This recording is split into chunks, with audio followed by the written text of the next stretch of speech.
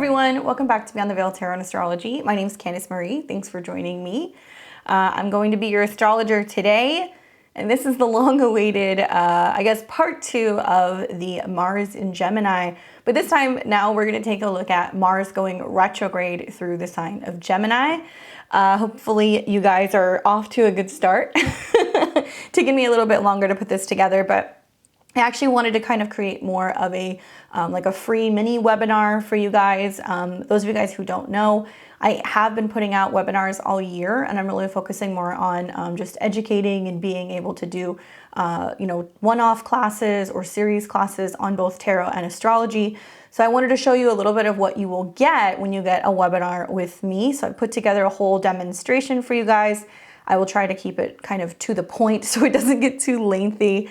But we're going to be discussing, obviously, Mars retrograde in the sign of Gemini. So let's go ahead and get into the presentation. I'm going to talk to you guys all about what to expect during this transit, and I will also take it through the 12 signs with astrology and tarot recommendations for each and every one of the individual 12 rising signs.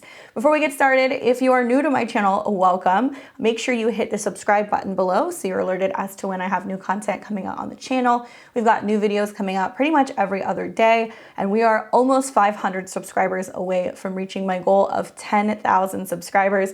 Hard to believe, just a little more than a year ago, we only had 1,500 people subscribing. The channel has had so much growth. Part of it's, most all of it is because of you guys and your comments and your shares and joining memberships and stuff like that, or my live readings. So make sure you do that. I'm hoping to hit 10,000 before my birthday. Maybe, we'll see, on 11/11. All right, so let's go ahead and get into my survival guide for the Mars retrograde. So this will be taking place from October 30th, 2022 through January 12th, 2022. I want to start with the dates just so you guys know. I will give you some of the shadow periods and other stuff as well. But as you're watching this, Mars is already retrograde. Maybe you guys saw the video that I put out some time ago, it was a few weeks ago, where we did past looks. We looked at some of the transits that were setting up, some of the Mars squares that were setting up during Virgo season. Shadow's actually been hanging around for quite some time. And most all of us that should have an idea of what the Mars retrograde really is about, because we've been seeing the signs and the symbols for the past several months. So my discussion points for today's presentation are going to be: what is a Mars retrograde? What does it mean? What does Mars rule? How to identify Mars symbolically during this transit? How does Mars behave in Gemini? So some insight as to how that energy might kind of show itself throughout these transits. We're going to take a look at Mars retrogrades in Gemini throughout history, just some short kind of historical talking points just to give you some insight as how these retrogrades have played out in the past. Some of my predictions along with astrological remedies, just to give you guys some insight as to how to better work with this energy to navigate what can sometimes be a bit of a more difficult or challenging time. A few people to watch, just some notable aspects in some natal charts for people out in the world, in the public eye, who I think might be very much affected by this, and they may be major kind of characters over the next few months. Who this is going to affect the most, which placements and what you need to be aware of, along with the 12 rising sign advice pieces that I'm going to give you in regards to where it's taking place in your natal chart, what it's aspecting. We're going to talk a lot about how it's aspecting Pluto, as well as Saturn and Neptune. So there's going to be quite a few outer planet aspects that Mars will be making in the midst of its retrograde. Good news is that if you've been watching the channel, you're already kind of on the up and up with that, and you're already aware of it and you've been seeing it. But even though Mars is going retrograde now, it's not too late to be able to make some tweaks and make some changes. I always tell my clients, like, you don't want to fear retrogrades. They're here to kind of help clean out the cosmic fridge, get things reorganized. And if you learn to work with these energies, they can actually be very beneficial. Okay, so what is Mars retrograde, right? Not many people know. All planets except for the sun and the moon retrograde. Depending on which planet it is, they're going to have a different retrograde cycle, a different length.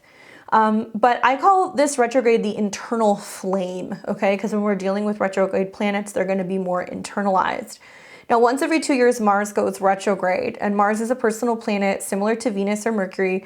these types of retrogrades are felt much more strongly. And when a planet is retrograde, it appears to kind of slow down, right? Astrologically, we see these periods as more introspective, obviously internal, and the planets are generally, the planets generally, general strong traits, excuse me, kind of seem to go dormant, right? So we don't see some of the more positive, obvious kind of traits. So when we have a Mercury retrograde, we see issues with communication, right? We see laptop glitches or hardware problems. We see phone calls that get dropped, delays in traffic. Venus retrogrades, challenges in terms of finding harmony, diplomacy, sometimes issues with romantic relationships or kind of financial things relating to like values that are shifting.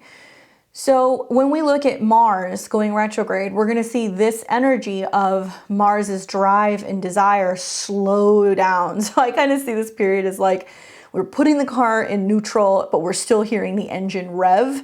But we're like, what's going on? We're not going anywhere. I don't know if you guys are like me. I'm kind of a klutz, but there's definitely been a few times that I'll like go and accidentally bump, when I'm shifting my car, and I'll knock it into neutral and my foot's on the gas and I'm like, what's going on? And you just hear it rev, That is the Mars retrograde. It's like putting intention going in a certain direction, assuming that you're going to kind of be propelled forward, and then there's a stall.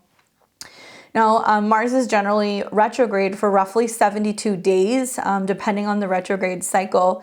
And this particular retrograde will be from October 30th, 2022 to January 12th, 2023. It's like 7 months plus of having Mars in Gemini, if you take into consideration when it enters and how long it stays. So usually, Mars, like I said, 72 days, roughly about 2 months. 7+ months of Mars in a sign is definitely very symbolic. It's suggesting there's a lot of work and redirecting that needs to take place really in that part of your chart. While the shadow started as early as September 3rd, 2022 and extends clear to March 17th, 2023. So the shadow period is the pre and post, where the planet enters into the specific degrees that it will retrograde back through. So you may want to take a look at what was happening as early as, the first week of September. There was a lot of aspects happening in September. We saw, squares and trines. And with all retrogrades, we'll see aspects come back several times over. But with the pre and the post shadow, we can see the same effects of the retrograde. In fact, these are awesome time periods to kind of just pay attention and see like where stuff is possibly going to be worked out during the retrograde. That's why I put out the Mars and Gemini transit so early, to kind of let you guys know this is where stuff's going to be going on. Like really keep an eye out, so that way when we get to the retrograde period, you can make the tweaks and the changes. Now, let's say you don't make the most of this time period.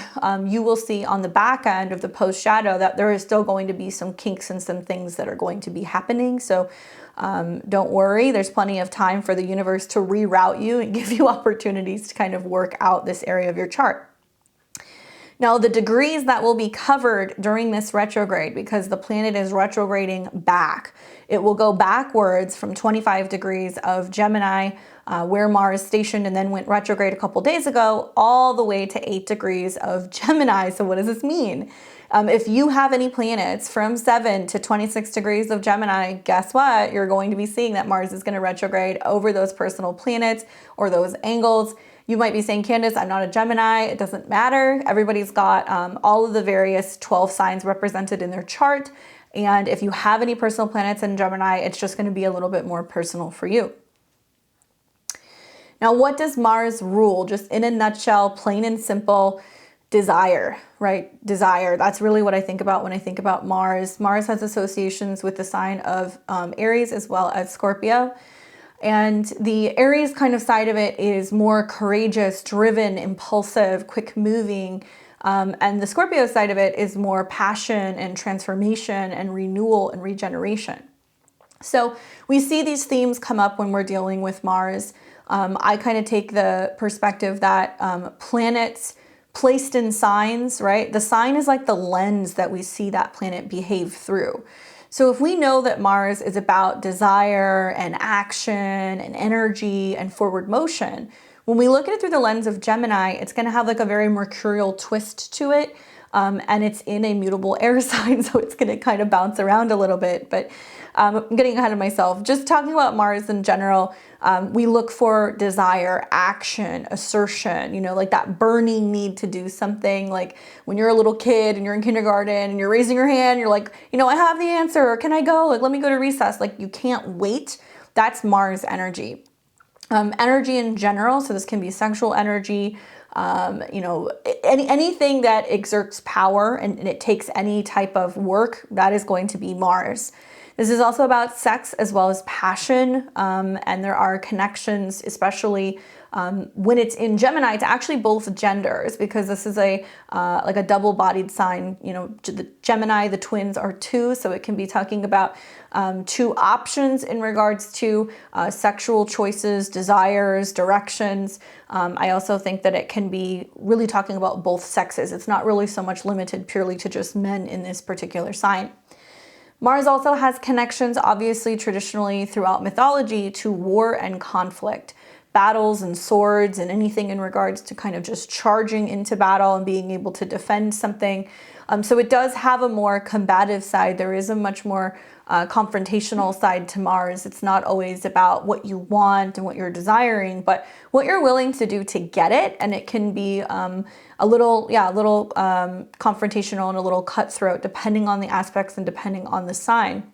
For the most part, though, Mars in Gemini is going to do much more damage with its tongue than it is with its hands.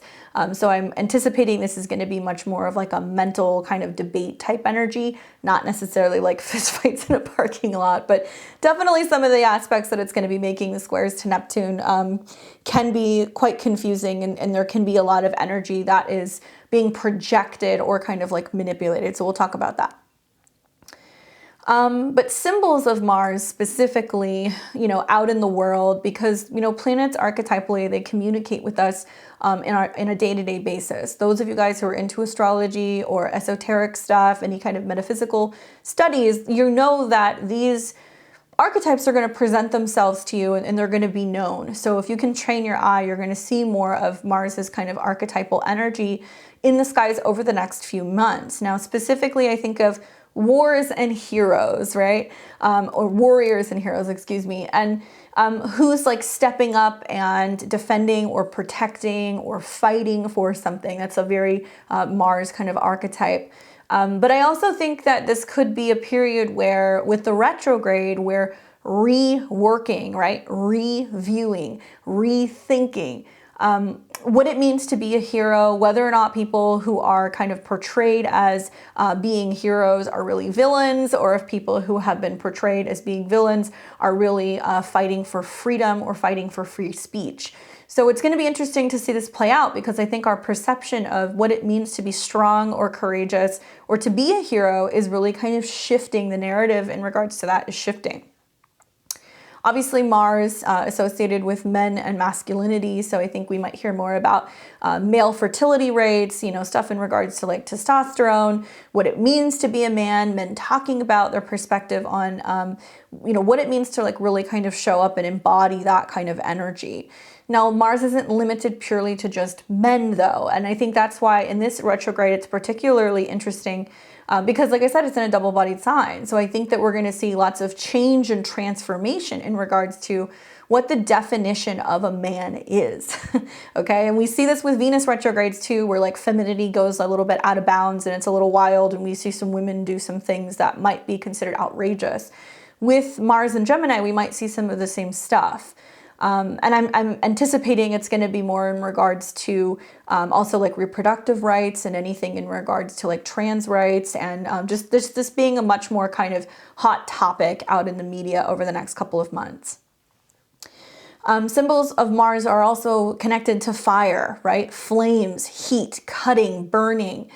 So when Mars goes retrograde, the planet is actually much closer to Earth than it normally is, and we feel the effects of Mars more intensely. So, you know, we may see more fires, we may see more explosions, we may see more people who are likely to get paper cuts or, you know, nick themselves while they're shaving. This is kind of what happens when Mars is as close as it is to our planet. And it's just important to be mindful that where you're seeing this symbolism, flames, anything connected to knives or things that you can hold in your hand. I wonder if this is going to be more of a hot topic in regards to gun rights. These are things that are connected to Mars, along with weapons. So weapons of mass destruction, obviously that's been a hot topic right now, not fear mongering, it is what it is. And also just weapons in general, our rights, our ability to, potentially continue to keep carrying concealed weapons, or what it means to be defensive and acting defensively, whether this is with weapons or with words. Some people might start weaponizing words and making it kind of outlawed to say certain things. So that's something else that you want to watch for. Mars deals with the hands. So I think about, like, obviously guns, but I also think about like what it means to defend yourself and whether or not that's going to be something that's still creditable, in a court of law. I think we might see some interesting things come up that's like, well, where is the line with self-defense, over the next couple months.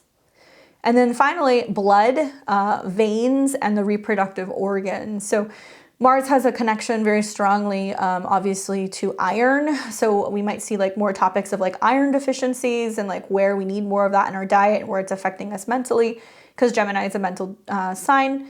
But blood is connected to Mars, so we might be hearing more about blood testing and what we're seeing in blood results and, blood clots, our veins, how veins are reacting, like what's being seen.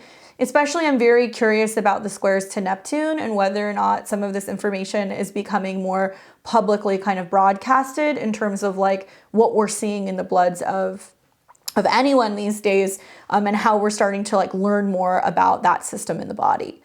Reproductive organs in general, obviously, but I think this is going to lean more in the topic in the discussion of reproductive health. But we might hear more about changes and transformations, right? Because it is a retrograde or a reworking or a rewording of what it means to really belong to a particular gender and how that narrative is changing because it's making squares to Neptune. And so we're reimagining what it could mean to be a man or be a woman. These are just a few. This is not all of them, but just my hot takes. Okay, so let's talk about Mars and Gemini. I've got my little Knight of Swords here, very appropriate for this period. So mutable air, right? So, Gemini is the very first of all of the mutable signs. And I call this period walking the walk and talking the talk, because Mars is very linear, obviously forward thinking. It likes to move. Gemini likes to talk. It's very chatty. And it's very curious, quick, and diverse in this particular sign. So this Mars placement is light on its feet. It wields a silver tongue.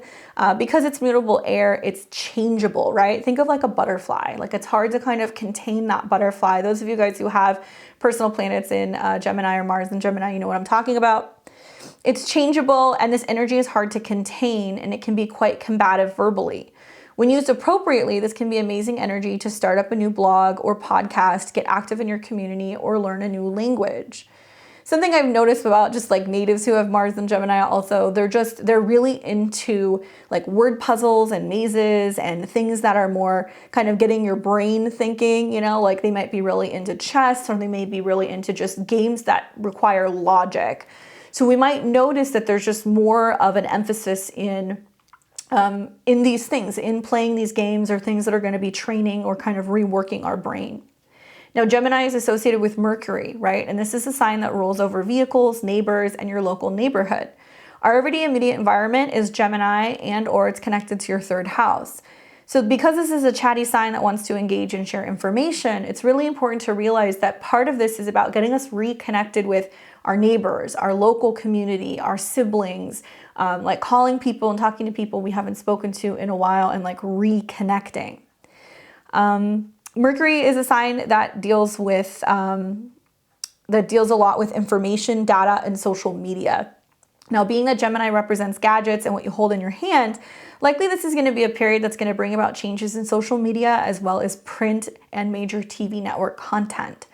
So I think about like local elections, local news media, local radios, like anything like that might kind of get stirred up a lot more as a result of this Mars retrograde period, We are definitely going to see a huge change, I think, also just with social media and what's kind of going on with social media, because Mars is about what actions we're taking. And as it goes retrograde, we're going to see, like, you know, is there a cutting back of ads? Is there a loss of freedom on certain platforms?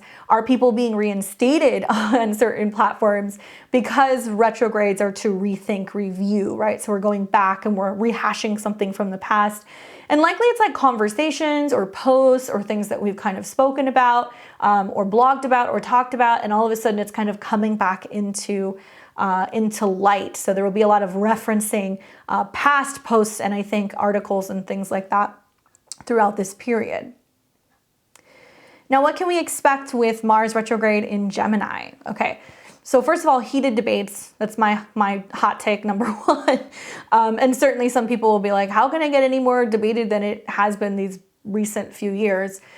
You're going to see definitely more. Mars retrograde in this sign brings up heated exchanges and arguments. So Gemini reminds us that likely there's two sides to every story. Likely we'll see more divide on certain narratives. Keyboard warriors and info wars will be alive and well. By that, I don't mean Alex Jones. I mean just people arguing over information, data, whether or not things are like accurate. I'm seeing it like when I'm in line at the grocery store. I'm seeing it in the comments. Frankly, like I don't really care to argue with people anymore.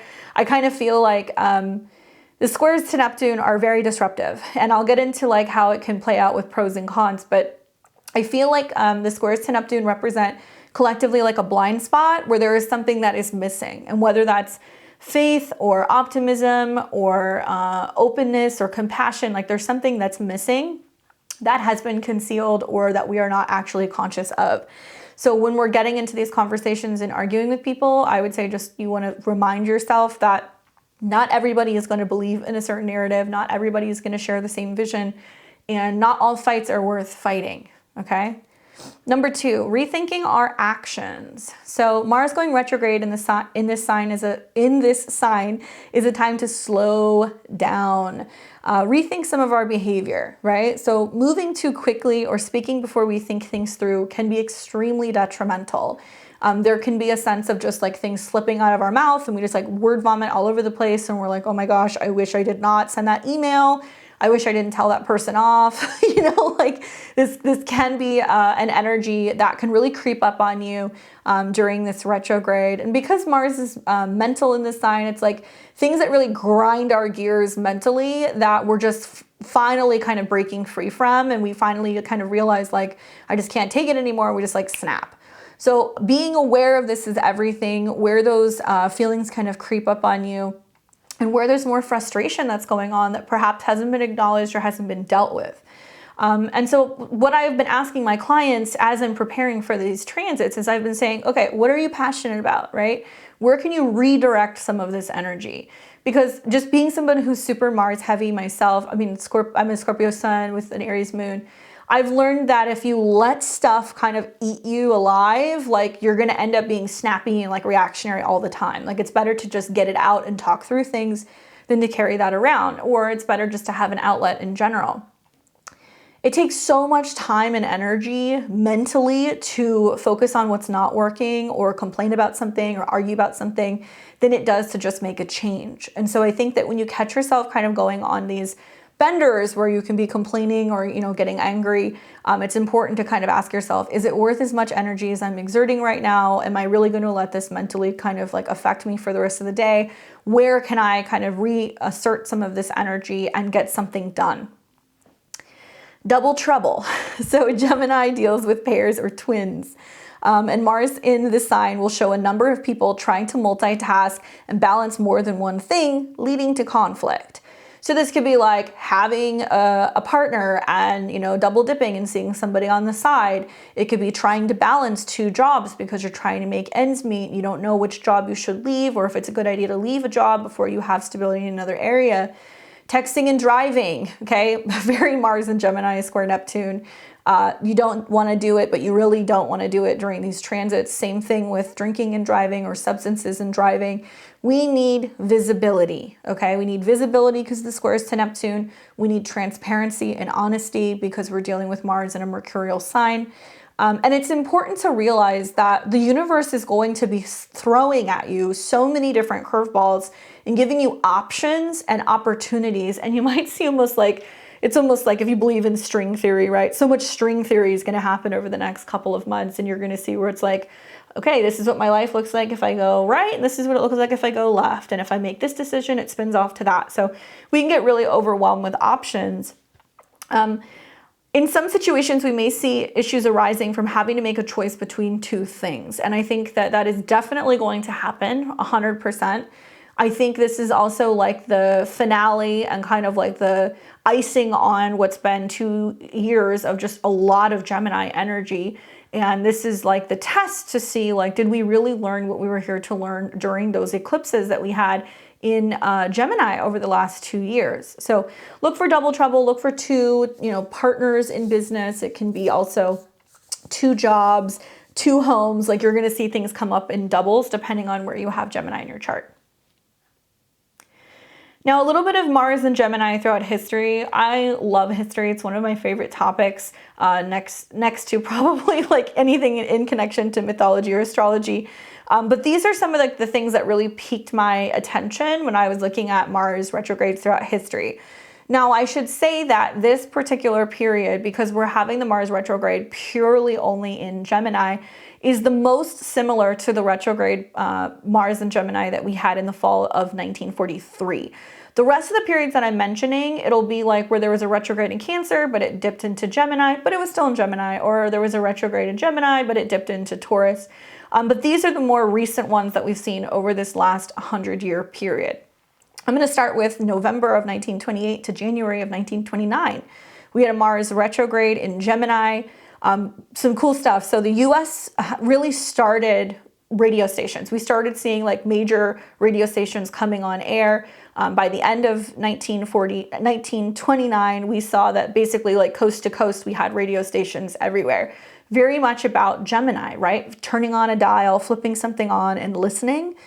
So I think we're going to see major innovations probably from this period in regards to maybe like radio will make a comeback. I don't know. Or we're going to see new different types of ways of being able to kind of like listen to music or receive information.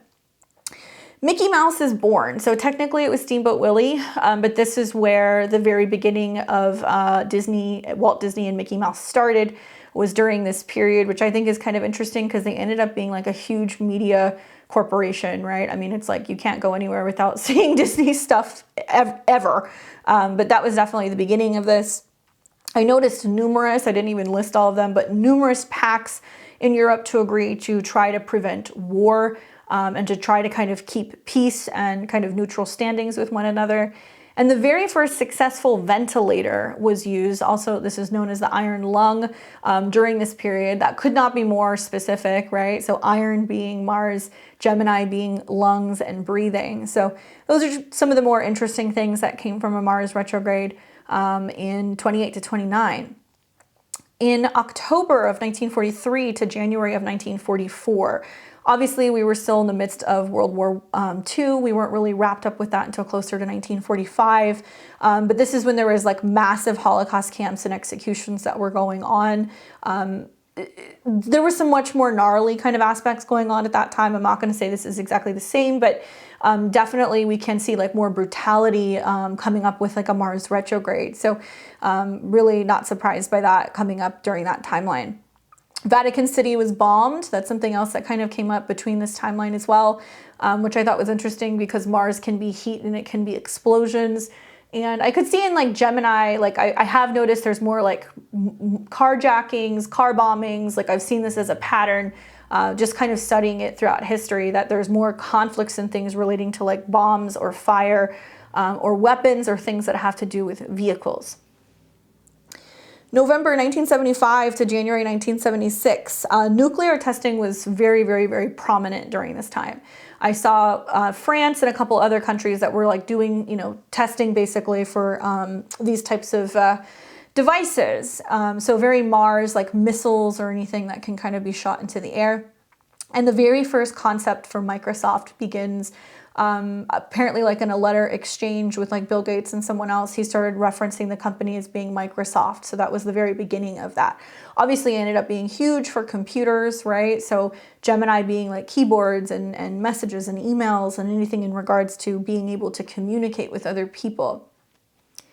October 1990 to January 1991, the birth of the internet. I was around, but I don't really remember obviously this happening, but between 1990 and 1991, this is when they actually first like launched the internet, and then it became something that was like a free market, and basically anybody could go, and it was completely unrestricted, and you could be on the World Wide Web. That's a big deal because it's about connecting. The Soviet government is reconstructed. Basically, they decide that they're going to have an agreement to rework and kind of reshuffle everybody within that structure. And then the Cold War ends. And then finally, more recently, November 2007 to January 2008, the mortgage crisis, stock market breakdown. That's like the big takeaway that I have from this period. Some Vedic astrologers have talked about how like Mars, being in Taurus, because, sidereal is it's a sign off, may bring about issues with the housing market. I definitely think that that's possible, but I'm not just connecting it purely just to Gemini. I'm actually really watching what's going to be happening with the auto markets. That's something that I'm more kind of curious about, Gemini being vehicles. Obviously, this is not everything. This is just the kind of short and sweet edition. One thing I will also say about this period is that Mars going retrograde is going to create several Mars returns for the US Sibley chart. So I might do a video on that. I'm not going to talk about it too much, but the fact that we are having Mars going back and forth in a square with both transit Neptune and natal Neptune is definitely going to create tension and like lots of like reworking our relationship, I think, with other countries. So that's something that kind of comes to mind also. That might be really important for the United States. So these are some time periods that I talked about in a previous video, but I just want to give it to you guys so you can kind of write it down and you can reflect on this. But recent eclipses and retrogrades that we had in Gemini. So I'm going to take you guys back in time over the last 2 years because there's been a lot of really prominent Gemini energy. And I remember in 2020 when we had the Venus retrograde, which took place between May and June of 2020. And this was from 21 to 5 degrees of Gemini, it's retrograde motion. I remember looking at this being like, wow, in 2021, we're going to see a Mercury retrograde. We're going to see eclipses in Gemini. We're going to see at the end of 2022, a Mars retrograde in Gemini. And I was like, how Gemini of this that it like literally unfolds in several segments and that it will take about 2.5, 3 years for this whole storyline to kind of come together. Just to see like Mars retrograde, where Venus retrograded is a kind of interesting for me because I feel like the Venus retrograde was adding a little bit more sugar or a little bit more love or sweetness. Definitely when we're dealing with like a Venus or a Mars retrograde in Gemini, like it's not unusual to see a lot of like do-si-do in relationships. Like people leave, people come back, they find other partners. All of these transits have also been with squares to Neptune. So there's definitely been a lot of like infidelity where like people are not ready to leave relationships, but they meet other people. It's not unusual. But you want to think back to, May and June of 2020. Like what happened in your life then? Did you have a change in a relationship? Did you have a change with your finances? Venus going retrograde, very different than Mars, but Mars is the male counterpart. So if back then you were going back and forth with a woman, now you could be going back and forth with a man. You get what I'm saying? So there can be something kind of similar to that period of time. And especially if you have any personal planets in Gemini here, this is very important for you because this is like the final chapter in regards to that storyline. From June of 2020 all the way to January 2022, we had the North Node in Gemini. And we had eclipses going on in Gemini and also in Sag, and it was redirecting all of our energy to Gemini things. More active on social media, a lot more people in their phones, if that was not already possible, people glued to their local news. There was a lot of moving around, kind of traveling around, a lot of people relocated. We all lived on Zoom for a year and a half. We focused more on communicating through screens. And also there was like this real divide in the narrative and our belief systems. And, we see that everybody is kind of one of two different news networks or two different political parties. And we saw like two completely different narratives, and it's like wild watching the news. Like I gave up watching the news because you'd watch something on one channel and they would be like spinning what's going on in the world is like everything's fine, and then you watch something on another channel and they're like it's the end of the world, and the's like lots of fear mongering and manipulation and dishonesty on both sides. Anyway, so I think that the North Node in Gemini has really taught us, like I said, there's two sides to every story. There's two perspectives. But I think the square to Neptune is like where we kind of get lost in like what is real. So the North Node going through here and the eclipses that we had, we're kind of setting the stage for like having to learn, I think, the more positive side of Gemini, which is we need to learn to communicate. We need to learn to debate. We don't have to agree, but we do have to learn to kind of exchange and share ideas with one another, and also not just think about what's going on out in the world, but how we can make changes in our immediate environment in our day-to-day life. Who we see when we go to the grocery store, you know, whether or not we wave and say hi to the mailman, if we're making small talk at the post office or the laundromat or whatever, like really getting more active in our immediate environment, because I think the change really comes from making more of an effort to make the world a better place in our own little micro spheres. And if everybody's doing that, we'll see more change throughout the world, but it takes communication to make that happen.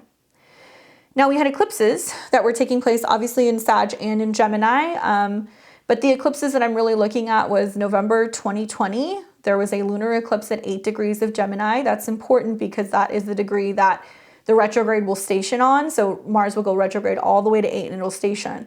And then we'll see it sit at 8 degrees for a period of time. So it's reactivating that lunar eclipse, which is a full moon in the sign of Gemini. So we're going to see more things coming up from that eclipse. So you might want to think about what was happening in your life of November of 2020. What were you talking about? What was the discussion? What were you planning? What were you learning? Those themes are going to come back up. And then again on June of 2022, so about a year and a half later, we saw a solar eclipse that was in the sign of Gemini. I can't forget that eclipse because it was 19 degrees. It was conjunct Mercury. There was a Mercury cazimi. There was like some big information that kind of came out, or some story or some big exchange that happened. So this is a really significant one because we are going to see obviously Mars go back and forth through both of these degrees several times, but that was a new moon solar eclipse. So it's almost like trying to bring more information about summer of 2022 back up again. And it's going to have like similar effects of the eclipse. So when Mars hits 8 and when Mars hits about 19, you're going to see that it's going to be like boom, boom, boom, boom, like bringing up the past a lot, past conversations, past actions, having consequences in some situations. And finally, we had Mercury retrogrades in Gemini. We had one in June of 2021 over the summer. And then we just recently had one in May of 2022. The retrograde started in Gemini and it retrograded back to Taurus. So for the most part, it was more so connected to Taurus, but still it was retrograding throughout the sign of Gemini. So take a screenshot of this is what I recommend. You want to go back and look at what was happening in your life during these periods. You might be able to piece together that there was like reoccurring themes that were kind of happening, and you'll have a better idea of what's going to happen during the Mars retrograde. Now, things to reconsider during Mars retrograde. I have to say, like, I'm not a financial advisor. I'm not a doctor. Okay. Like I just talk to you guys about what I see. But because Mars does rule cutting, right? Opening something up, slicing something, removing something, burning something, elective surgeries, lasers or blood treatments, right? And to some extent, even like injections, I would hold off, especially if it's stuff where you're wanting to do cosmetic work, if you're wanting to kind of laser something away, if you're wanting to melt something off. Like I wouldn't do that during the Mars retrograde, especially because this Mars retrograde is going to be square Neptune. So perception can be off. What we were hoping to achieve, we may not be able to achieve. And it can also bring about issues with illnesses or issues maybe even with like swelling, like liquid swelling or infection. So in some situations, like, because this is general, like some people may be born with a natal Mars retrograde and like there's a perfect, election date in their astrology. So I'm not going to say this applies to everybody, but knowing that the god which deals with cutting, right, and burning and lasering is retrograde and it's not as fully functional, you have to keep in mind that you may not get the results that you want. And if you do it during this period, you may find that you have to go back and correct something. So if you're doing something like that, I would say try to postpone it at least until after the mid-January period. And if you can help it, really until out of the square. That'll be happening closer to March, but maybe like when Mars, comes into an aspect with Saturn again, that can be another time that you can do that. These are situations that you want to actually hire an astrologer and ask them these questions so I've probably just in the last month already had about 20 clients that have rescheduled elective surgeries, because I explained to them, like, you know, what you're hoping to achieve, or if you're looking at an image or a photo, what you want your nose to look like, or what you're hoping to do, it may not work. And some people have already started having reschedules, like the hospitals have been rescheduling them. So it's been interesting to see that. Obviously, if you have to get something done, if it's important, if your doctor recommends it, you need to do it. But for the most part, if you can put it on back burner, if you have an elective option, I would wait. Buying cars and moving. Obviously, I know like life happens, we got to do stuff, but Gemini and or the third house is very much connected to movement, right? It's very busy. So I think of like, if you don't have to move, maybe don't do it, because there's going to probably be some challenges, or you're going to look at an apartment and, you know, decide, oh, okay, I'm going to take it. So I'm going to, you know, give notice. And then you're moving across country to this place and you go and you look at it and it looks nothing like the photos. There will be issues with deception and what things really look like. And it may not become totally clear until down the road.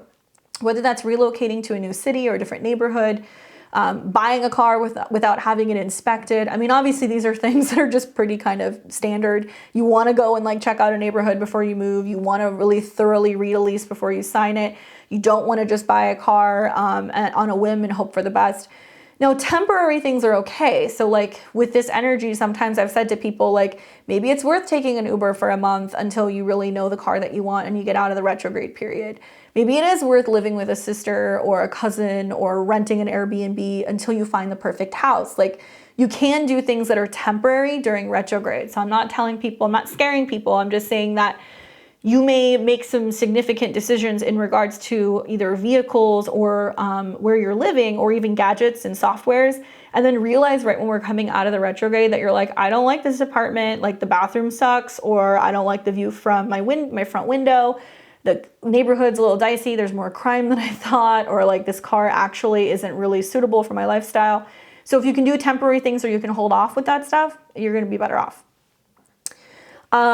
Marriages and major business partnerships. Now, I think most astrologers would say, like, you know, a Venus retrograde, you know, or an eclipse, you kind of dicey with getting married.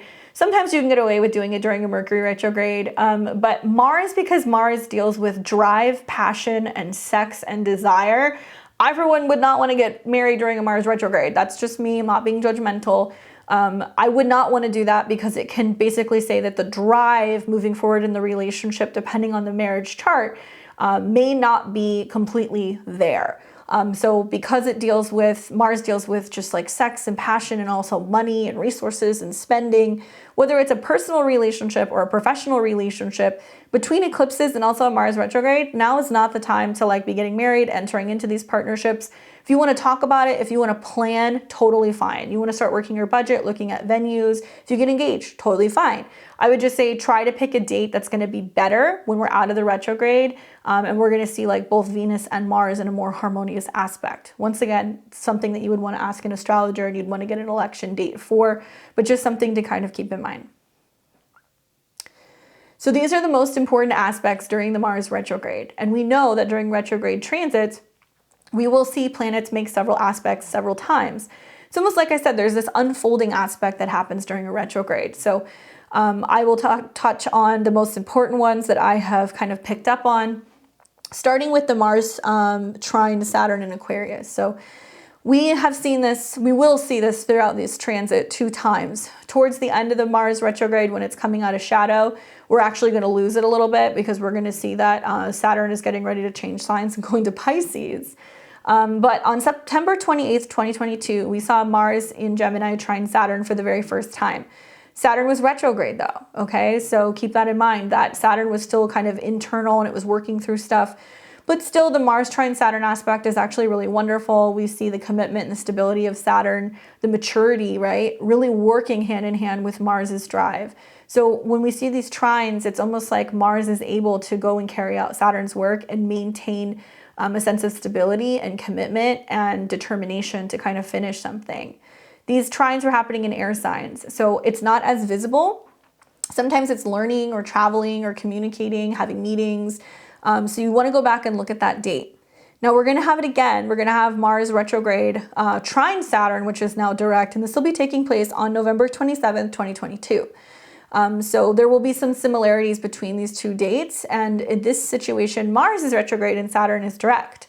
And Saturn is going to continue to keep moving forward into next year before it moves into Pisces. So Saturn's going to have a little bit more weight. And I think we're going to be looking at where Aquarius is in your chart. That's kind of stabilizing and actually supporting some of what's going on with Mars's move. We see Mars square Neptune in Pisces 3 different times. And these are the dates that you want to watch because these can be a little bit more challenging and a little bit lower energy. October 11th, 2022. November 18th, 2022, and March 14th, 2023. So I'll get into like the archetypal kind of breakdown of these squares, but obviously squares are not as friendly as trines. It represents frustration. When we see Mars in a mutable sign and Neptune in a mutable sign, something is changing and something is likely unclear, or we're just kind of feeling a little bit burnt out, or that we're losing our momentum sometimes can kind of come up with that energy. On November 30th, 2022, we're going to see Mars oppose Venus in Sagittarius. So we're going to see the 2 star-crossed lovers on opposite sides of the sky. It can represent passion and the willingness to kind of chase after something, or it can represent a runner. Seeing Mars in Gemini and Venus in Sag makes me feel like there's a lot of needing space and needing freedom to be able to express itself totally clearly. But we might see that as just there being more passion, or like feeling like there's something that we're really reaching for or going after. Really important also because these 2 signs rule the north and the south node. So there's going to be some kind of separation aspect that's going to be happening where we move from the lower mind, making changes in the lower mind, Gemini, to get to the kind of heart of the issue, right? Venus and Sagittarius. And we start learning that there's a need to kind of walk things back, rethink or recommunicate something so that we can move to like a higher octave of like love. Then on December 7th, we're going to see a full moon in Gemini. Now this is going to be a Gemini full moon that is conjunct Mars at 16 degrees. Now, usually I wouldn't include this kind of in the most prominent transits, but to me it seems really significant to see Mars and Venus oppose. Then only a week later, we see this like really impactful full moon that's really highlighting Mars conjunct the moon. Yeah, that will represent what has been a collective 6 months of challenge, I think, and where there's a need to kind of speak up and say something or take action or finally sign something or agree to something. So that's going to just be very, very strongly felt with just a whole gangbusters of planets that are going to be moving into Sagittarius, Sun, Venus, Mercury, expanding the higher mind, talking about philosophy, culture, travel, and moral high ground, right? Integrity, I think, is going to be a big thing that we're going to be talking about. And we might see a lot of people collectively online and on social media be walking back certain narratives that they have spoken about, posted about, talked about, and a lot of people just changing their mind or changing their stance on a particular opinion. Finally, on March 16th, 2023, Mars will leave shadow. So it's going to leave shadow at 26 degrees of Gemini. So that means you're out of the shadow period. So if you're like, hey, when am I in the clear? Mid-March. Know that days later, Mars will go into Cancer, where technically it's going to be in detriment. So it is going to have more challenges in Cancer because it gets kind of crabby. Even though we're going to see a trine to Saturn, still, that's a nice little sweet spot when we see Mars that's direct and it's out of shadow. It can be super, super powerful in those degrees. Okay. Mars trine Saturn. So obviously Mars moving through Gemini, trining Saturn in Aquarius. To me, this is like passion, dedication, and endurance to achieve great success, because Saturn wants to see us, pass something, pass the test, be able to kind of rise to the next level, commit to something more strongly. Saturn in Aquarius is about our collective goals or anything in regards to our hopes, our dreams, our wishes, our networks, or our friends.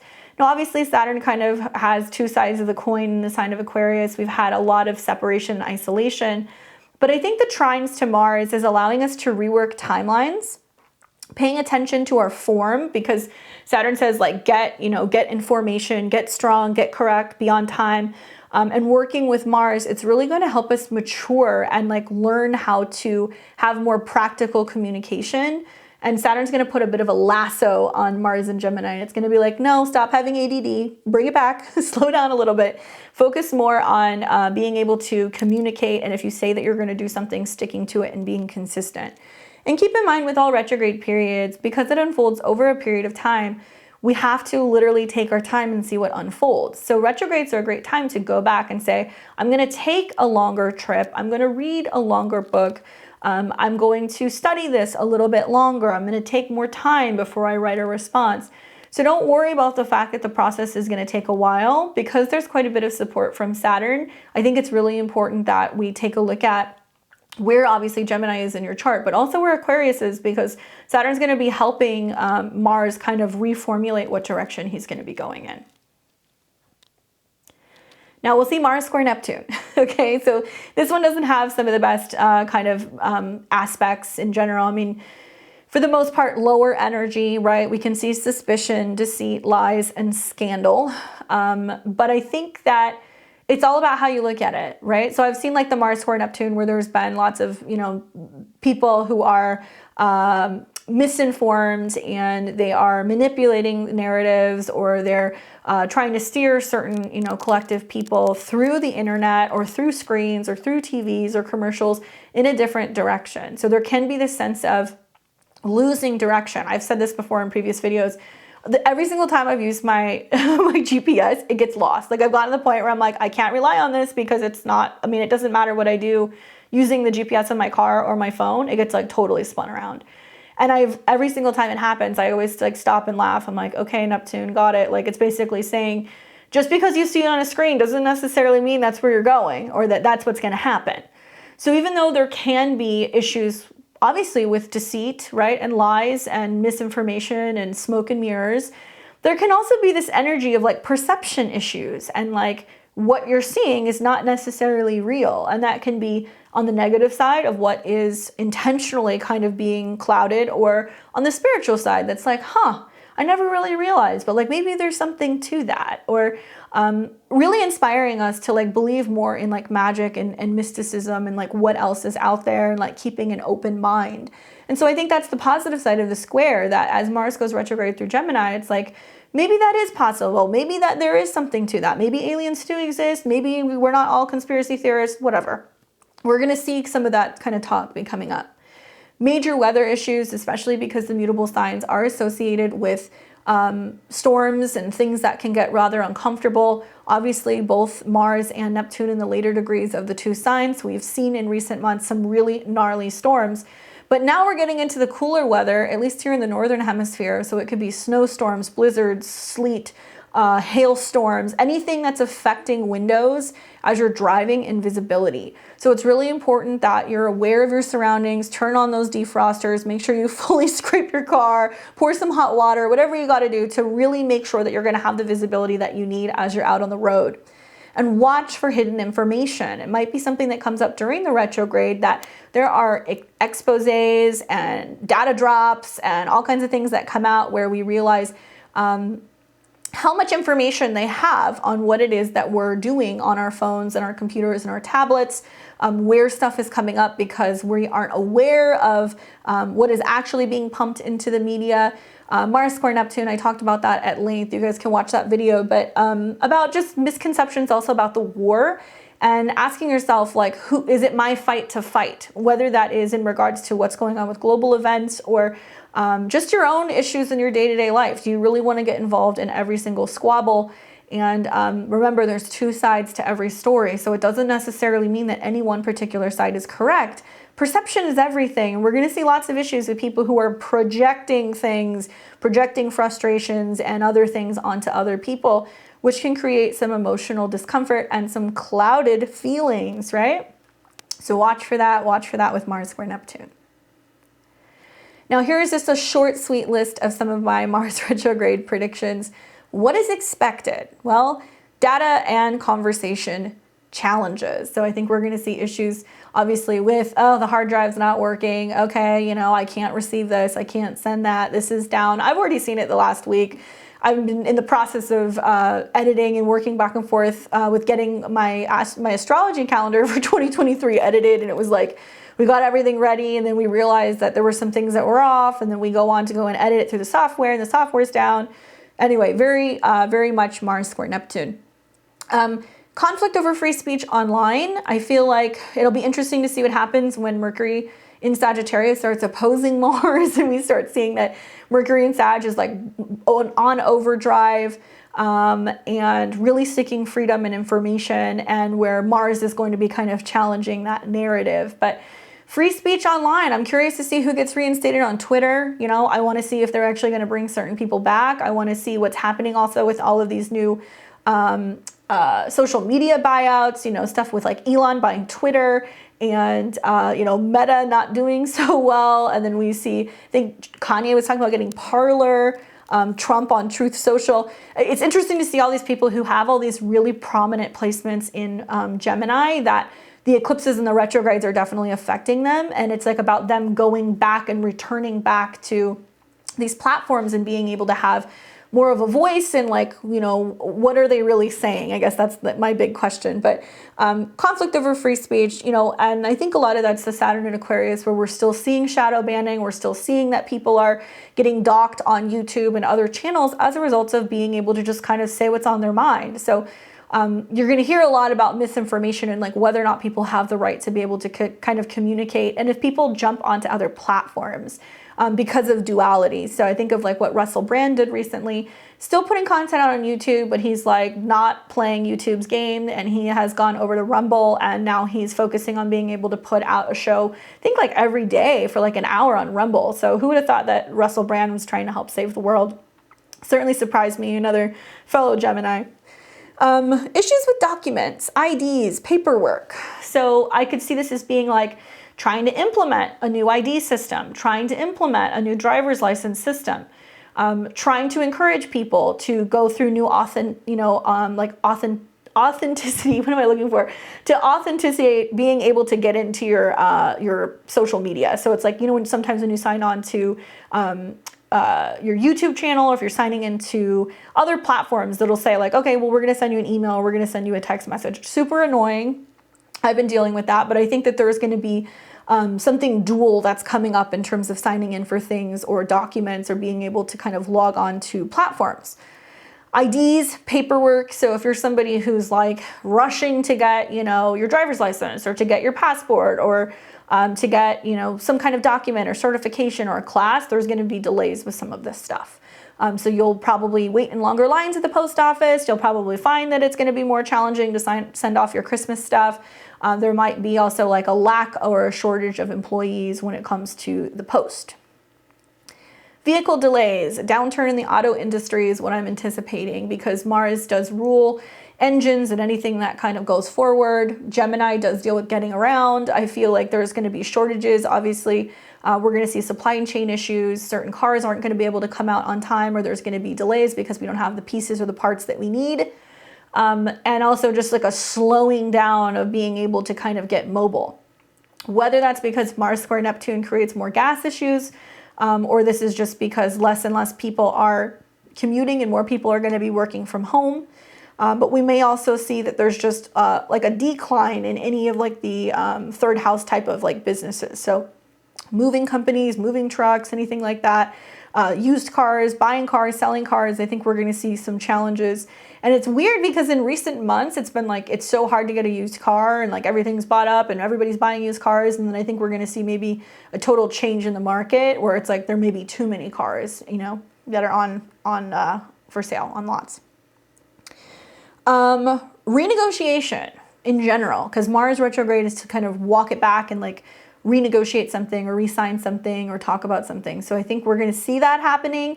I'm curious, just being someone who lives in Nevada, to see the Mars retrograde square Neptune, to see if there's going to be like a reworking of what's going on with the water, because we are tied into like California and Arizona, and obviously a lot of different states are relying on the Hoover Dam. And that there is, you know, within that body of water, we see, just levels are kind of depleting. And like, I'm just curious to see what happens if there is a reworking of the agreement within those states. But there can be renegotiations within companies, renegotiations within relationships. Nationally, we might see people kind of come back and sit at the table and talk about whether or not peace is possible. I have high hopes, but little expectations, very small expectations for that. I think a Mars retrograde trine Saturn, maybe, but Mars square Neptune is like a lot of like shaking hands on TV and kissing babies and saying, yeah, we're here to have peace and we're going to get along. And then you find out that they're like shooting up missiles somewhere the next week.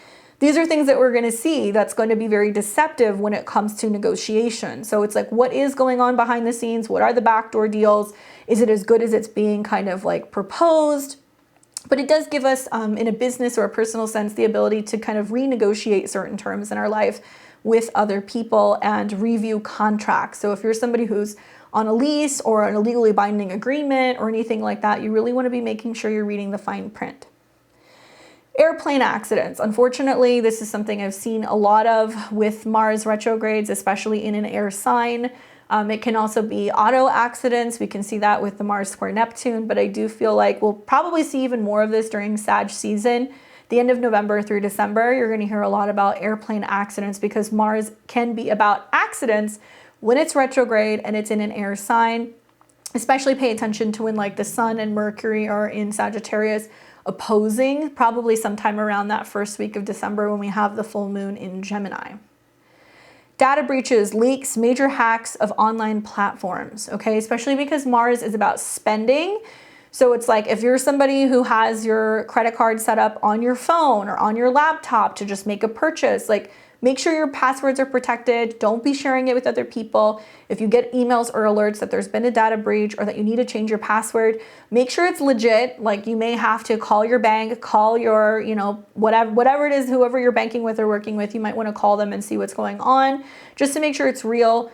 Lots of scams with Mars square Neptune. I've definitely had my fair share of get a text message, oh, it's your bank, blah, blah, blah. Like, did you, validate this? Like, call us. And then you get on the phone with somebody and then it's like somebody in India that's like, yeah, give me your social security number. It's like, what? So you're going to see more of this stuff where there's going to be scams by phone, scams on the internet, and also scams online. So be very careful with your data and your information.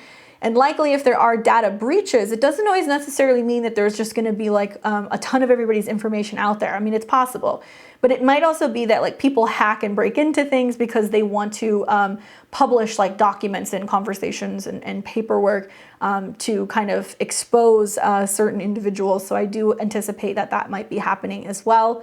Because Mars deals with banking and resources, other people's money, loans, taxes, credit cards, really keep an eye on that stuff. Documents pertaining to also taxes, be very careful. Any manipulation of financial assets, any manipulation of documents, especially pertaining to taxes. You want to be very careful, like hiding stuff, trying to skirt things. This is not the year that you want to do that. A lot of people start getting their taxes ready at the end of the year, and this is a retrograde that's going to hang around really, even though it goes direct mid-January, it's going to hang around shadow until March. So I definitely think that it's a time to just be really clear with some of your financial and some of your tax stuff. Have documents and proof and don't be fabricating anything. Something that I noticed also is the conjunction with the star where it first came into shadow, 8 degrees of Gemini, is connected to the Hyades. Basically the Hyades are, it's connected to the energy of Saturn. This is I got from Astro King. The nature of Saturn and Mercury, okay, so Saturn can be limitation, Mercury can be information. It can have connections to being a profound liar, thief, blackguard, scandal, and slander. They give tears, sudden events, violence, fierceness, poisoning, blindness, wounds, or injuries to the head by instruments, weapons, fevers, and contradictions of fortune. So also known as the Weeping Sisters, I think. There's like a whole series of stars that are conjunct this. Blindness, although I see more in like 18, 19, 20 degrees, but still we're going to have Mars go through there and there's going to be that reactivation of eclipses. I was looking at, I think it was the late Queen of England. I think that was her midheaven, right? So to see like Mars go through there and then it was coming into shadow and then she died, obviously like a lot of people were really upset and a lot of people were really emotional as a result of her death. Similar stuff. So it doesn't always mean that everybody's going to have, scandal or poisoning or wounds. It's just you're going to see much more of this. And I think even more so when Mars retrogrades back to these degrees in January of 2023, and it'll station at 8 degrees for some time. It can just create more issues with misfortune. So just keep that in mind. A couple astrological remedies for each of the 12 signs. This is really across the board, okay? So anybody can do these things. And I really recommend really implementing some of this because it can help diffuse some of the more malefic feelings or kind of things that can come up as a result of a Mars retrograde. Number one is bring the heat, okay? So lighting a candle, sipping hot liquids, getting the fireplace going, or opt for an infrared sauna session. Doing these things welcomes Mars energies into our lives and it may help diffuse conflict. Be careful with hot, sharp, or metal objects, okay? I'm seeing more things from people being like, I burned my face, I sliced my hand, I, injured my leg, I backed into something with my car. This is all the Mars energy. So there's a way to work with the heat and the warmth and the light and welcome that in. So you're kind of saying, okay, Mars, I know you're here. Like, I'm going to let you participate in this period. I'm going to acknowledge you.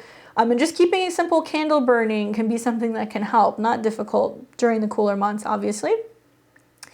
Get moving and stay motivated. That is my recommendation. So Mars is all about getting active. So it's important to focus on your goals.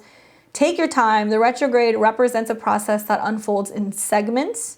With the trines to Mars, I think we're going to see lots of opportunity to restabilize something.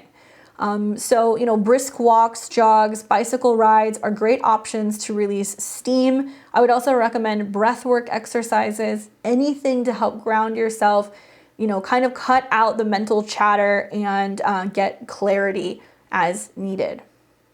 And number three, write it down. Gemini is all about getting the ideas out. So write your goals down, make a point to do this regularly. Keep track of your goals and your ideas. Go back then and edit them and make changes as needed. Journaling is a great exercise as well, but if you're like, hey, I want to stay motivated, make a to-do list, make a checklist. This is the one thing that I always tell people as an Aries moon. This is something that I think is really helpful when you're dealing with like a lot of Mars energy, is just make a running list of things you need to get done, move through that list, or get up every day, write down the 3 things that you're manifesting. Do it every day until you start seeing some of those things really unfolding in your life. It'll help you kind of stay on task. And if you're writing, novels or scripts, or if you're writing emails, or if you're putting together proposals, take your time, do a little bit each day, come back to it, alter it, and then it's going to get better and better over time. Okay. A couple people to watch. Obviously you would say, yeah, any of these people. We've got the Prime Minister, we've got Kamala Harris, Elon Musk, Kanye West, obviously he's a hot topic right now, and Trump. They all have really prominent placements that are getting activated during this retrograde. Off the top of my head, I can't tell you all of them. I think it's Elon's Venus, Trump's Sun, I think it's Kanye's Sun, I think it's Kamala Harris's midheaven, and I think it's the same thing for the Prime Minister over there. I'm not even going to say his name because I'm going to botch it. So I'm just going to spare you on that because I went through that with my podcast.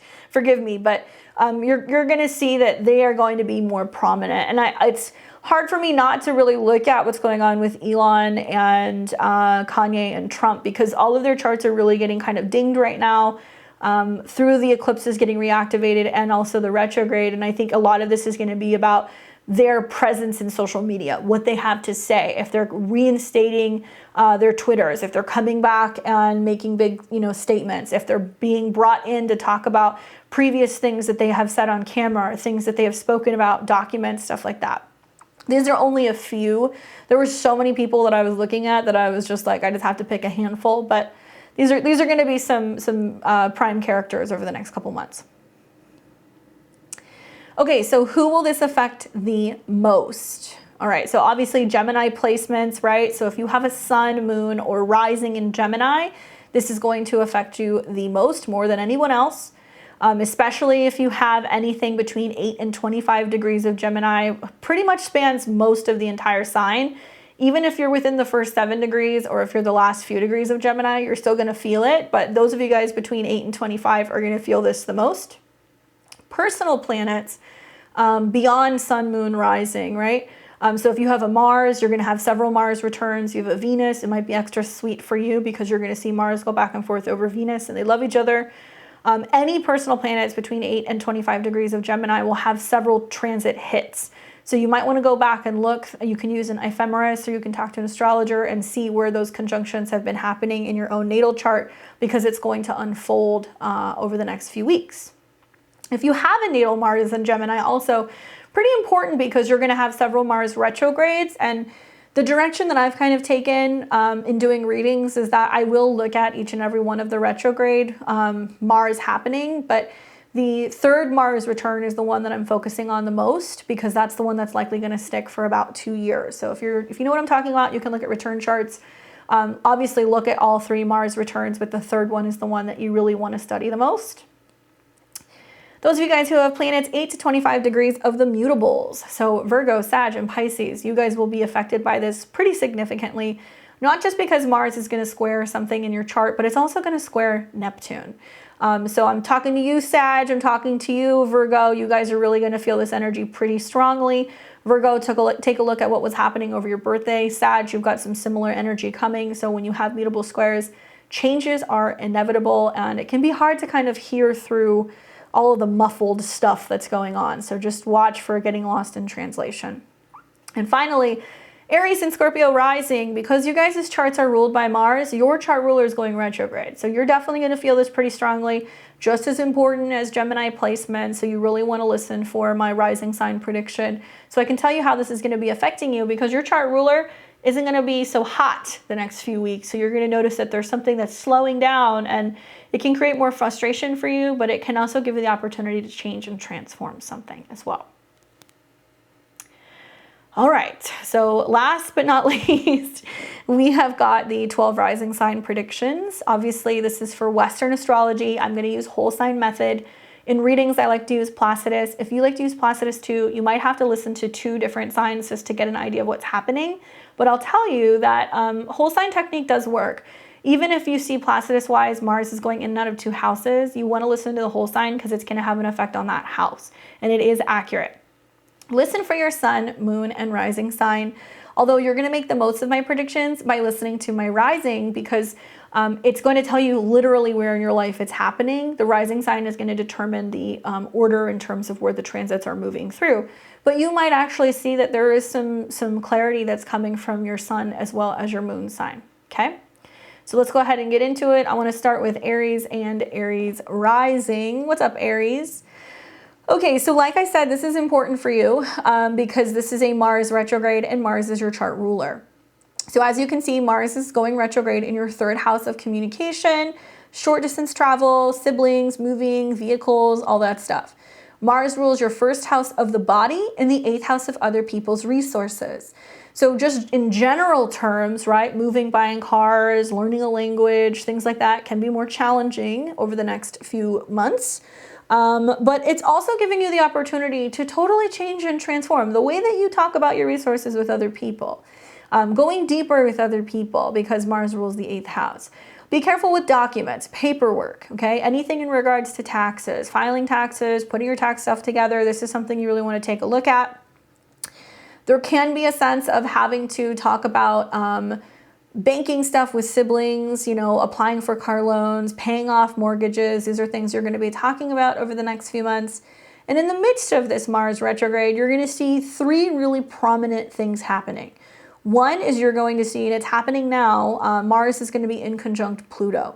This basically means that you're trying to find a way to reconcile power issues, things that are kind of out of whack in terms of communicating with authority figures, and it can be quite frustrating because you just want to break through and you want to have the ability to kind of be a leader or have more independence.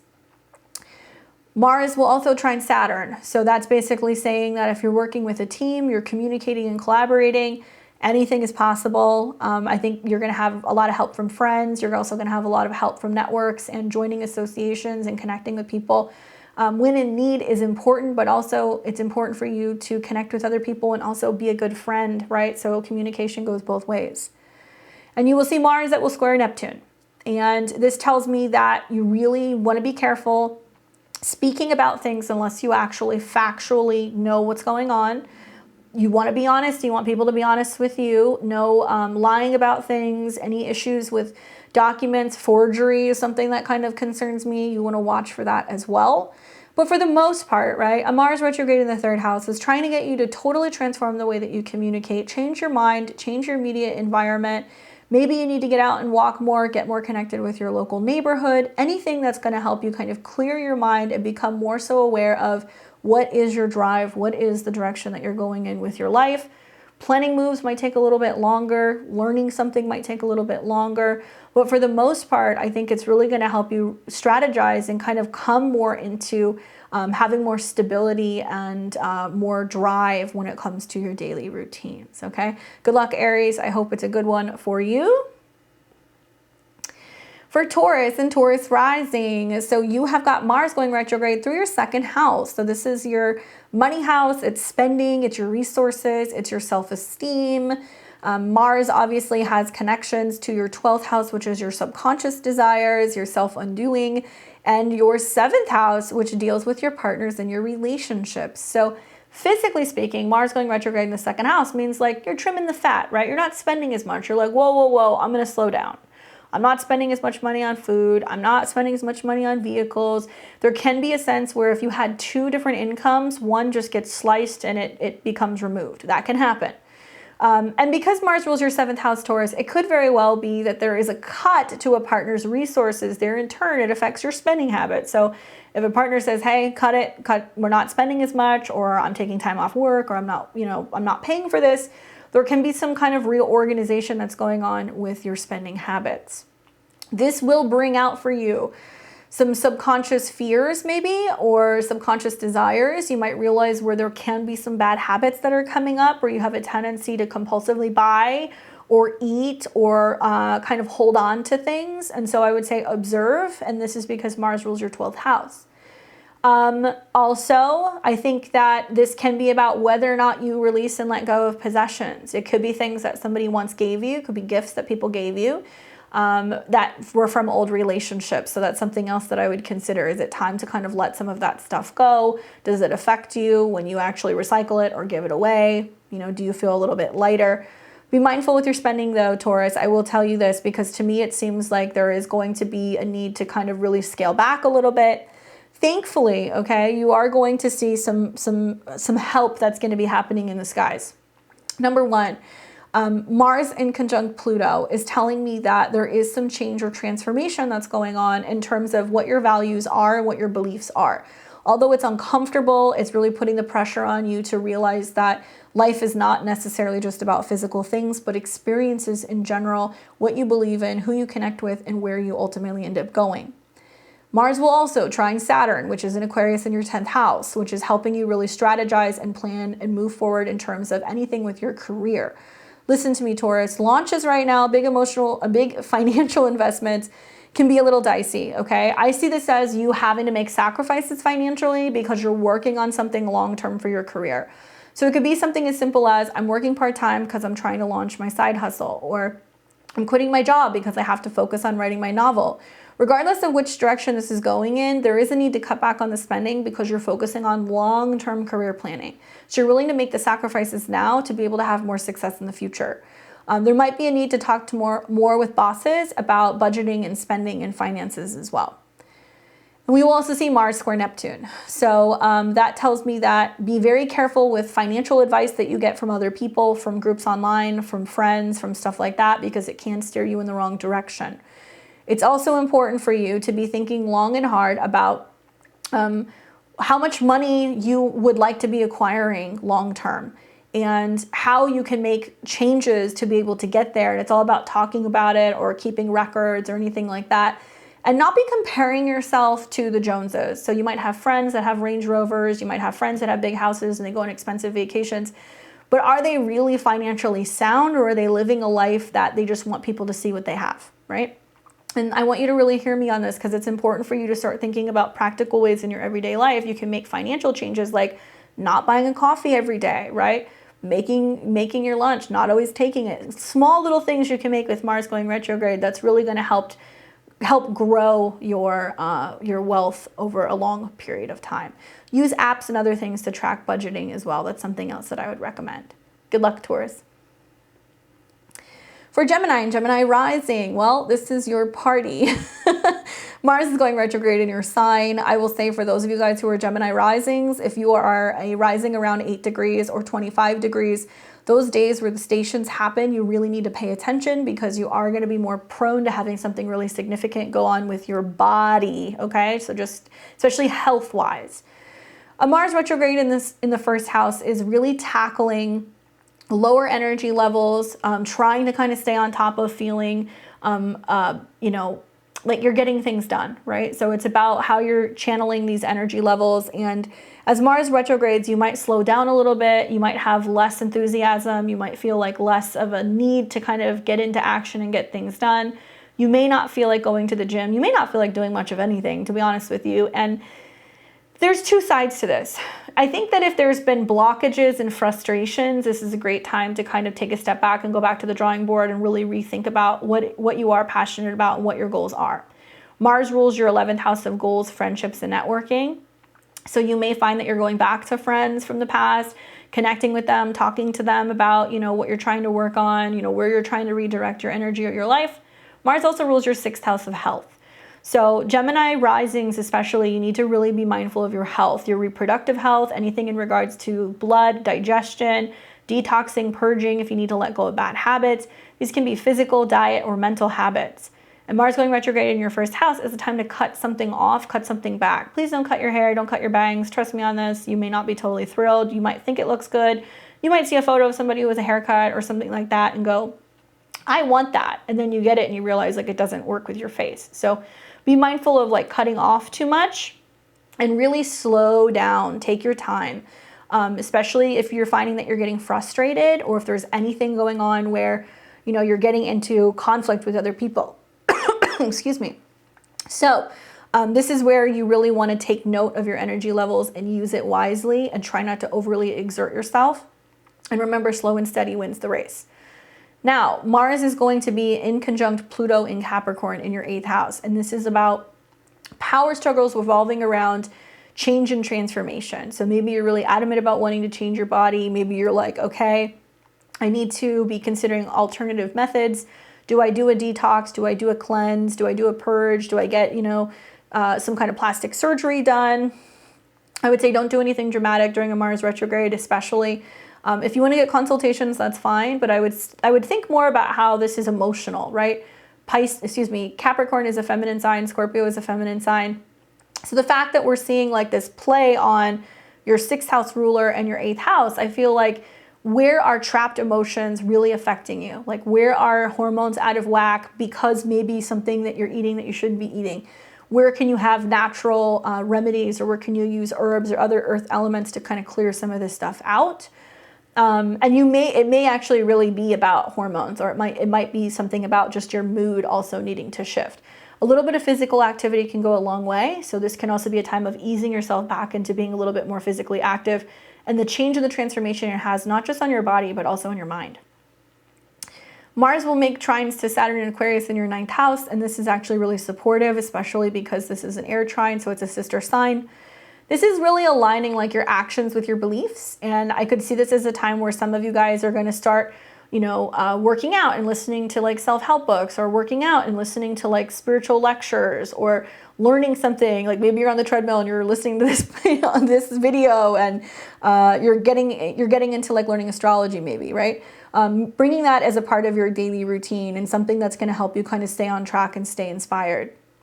There can be, with Mars retrograde, physical issues or limitations that actually limit you from being able to travel. So you're doing other things to kind of fill in those gaps. So it can be kind of expanding the mind, right? Connecting with mentors, teachers, gurus, anyone who is going to kind of really help you learn about life in general. And we will see Mars that's going to be making several squares to Neptune in your 10th house of career. So to me, this is a little bit like the GPS spinning. It's like, where am I going? Where am I going? Where's my career going? I don't know. And feeling a little lost sometimes, okay? But there is a need to kind of break this down and really open up to what is possible. Jupiter and Neptune, for the time being, are in your 10th house. So it is saying you got to dream it to be able to kind of manifest it and bring it into reality. So if you're looking for that dream job, you know, it might happen, but it's as a result of you kind of mentally reorganizing things and thinking about where you can go in a different direction. It can be challenging though with Mars square Neptune, because you can feel lower energy levels, you can feel totally consumed by work, or you can feel like you're in a situation where you don't know what you want to be when you grow up. It really depends on the personal chart. I will say this, the more that you lean into Saturn and Mars in the trine, where you're talking to a career coach, you're talking to a counselor, you're talking to a priest, like somebody who's going to help you make sense of what your direction is, what your purpose is, what you're passionate about, the easier this is going to be, and you'll be more likely to let go of old, outdated ideas in terms of your professional life, and you'll ease more into something that you're more passionate about and something that feels much more kind of connected, okay? Good luck, Gemini. For Cancer and Cancer rising, this is Mars retrograde in your 12th house. It is an energy that is going to have you kind of going into your shell, going into your cocoon, because you're getting ready to turn into a butterfly. That's how I kind of see this. So Mars obviously rules your 10th house of career. It also rules your 5th house of creativity, self-expression, and dating. You may feel like when it comes to either your romantic life or your professional life that everything is under construction, and that's okay. Mars will spend a number of months hanging out in your 12th house, where you're here to dream and envision and heal and rest and recuperate before you start a new phase. So 12th house can be like hospitals or back office rooms, mental institutions, prisons, like the list goes on. If you willingly take that time to be on your own, to rest and recuperate and reflect and decide what direction you're going in with your creative talents, your love life, your children, or your career, it's going to be a whole lot easier. You need rest, Cancer. That's the big thing. You need a safe space. You need a bedroom where you feel like you're not working in it, okay? You need to have a little bit more room than having just like a small space. If you live in a smaller space, you don't have a lot of privacy, right? Then go and find like a short-term office rental. Go and work at a coffee shop, go and do something else where you're going to have alone time and you're not just cooped up in your house. And please do not be working in your bedroom. Sleep disturbances can happen with Mars retrograde in the 12th. And there can also be lots of suppressed anger that's coming up that's like affecting you emotionally that you may not be aware is kind of taking space, you know, has free rent in your head, so to say, in the 12th house. This can also be like your attic or like a storage unit or something like that you're kind of clearing out. Mars rules your 5th house, like I said, of dating. So there can be more romantic love affairs behind the scenes. There can definitely be more time for sexual expression, creative expression, things like that if you're working in back spaces. But some of you guys might feel like also just your love life is under construction and nothing's like really fully kind of coming into fruition or seeing the light of day. That is possible. Mars rules your 10th house of career. So I think that if you're using your 5th house talent with the 12th house behind the scenes, you're kind of like planning new things for your career that's going to start emerging for you more in the spring. Eclipses are going to start in Aries in the spring next year. Jupiter is going to go back into your 10th house. The North Node is going to go into your 10th house in 2023. Like there's lots of career stuff that's emerging. It's just a matter of what it is that you're envisioning. You know, what are you hoping to kind of achieve? And like, where are you learning to kind of let go and let Jesus take the wheel a little bit with that Mars square Neptune? Now, there'll be several important aspects that are going to happen throughout this transit. You're going to see Mars has been in conjunct Pluto. That is where there are possibly power struggles that are going on between you and clients, or you and a romantic partnership, or you and another person, and it has been affecting you mentally. And there's this need to kind of finally fully disconnect from someone that has been just kind of running on this hamster wheel in your mind. There can also be subconscious forces that are at play that's like trying to clear out relationships and business partnerships and people who aren't really aiding the direction that you're going in with your professional life, which can create some friction. Mars will trine Saturn. So this is interesting because it is saying that through this transition in certain relationships, business relationships, friends, managers, or quitting working for a particular company, there is a little bit of sweetness in that transition and room for rebirth and regeneration and renewal. So you've got your 10th house Lord trining Saturn, your 7th house Lord, which means there's new partnerships, new opportunities, new management, all on the other side of this if you just let that corpse go. Okay, so whatever it is that you're holding on to, if you let it go, There's something new that's going to come. Now we've got air trines in what is typically water houses. So Mars in the 12th, trine Saturn in the 8th is like, yeah, how you're mentally kind of dealing with the fact that you're moving into new relationships, you're moving into new territory. It's also about how you're dealing with anxiety relating to joint resources and funding. So that's something else you want to take into consideration. We will see Mars also come into a square with Neptune throughout this transit. And this is a lot of like changes in terms of your belief system and your philosophy. It can feel like a crisis of faith. It can feel like, is there anybody up there who's helping me? But it's important for you to be going deeper into consciously taking time alone, meditating, taking that 15 minutes a day to reflect, and really allowing yourself to be fully immersed in inspiration and anything that's going to be more spiritual or metaphysical, okay? Good luck, Cancer. All right, so for Leo and Leo rising, hopefully you're doing well, Leo. You have got a Mars retrograde happening in your natal 11th house. This is about friends, dreams, hopes, inspiration. Friends from the past can come back. You can be reconnecting with people you haven't seen for some time. But there can also be miscommunications and kind of mix-ups with friends as well. Now, Mars specifically rules your 4th house of the home, family, but also the past. Mars also rules your 9th house of the bigger picture, travel, legal stuff, and philosophy. For the most part, the Mars retrograde is pretty well aspected in your chart. It's going to sextile your ascendant. It's also going to trine Saturn in the 7th. So being able to assert yourself more, focusing on your goals and your dreams, getting active with friends, this is all positive. I think that probably my most favorite aspect is that Mars in your 11th house of friends is going to trine Saturn in your 7th house of relationships. And this is telling me that if you're having difficulties or challenges in relationships, friends are going to kind of put a fire underneath you and be like, end it, or, you know, stand up for yourself or move on. You know, something like that is going to be coming up, and friends might really kind of come to your rescue.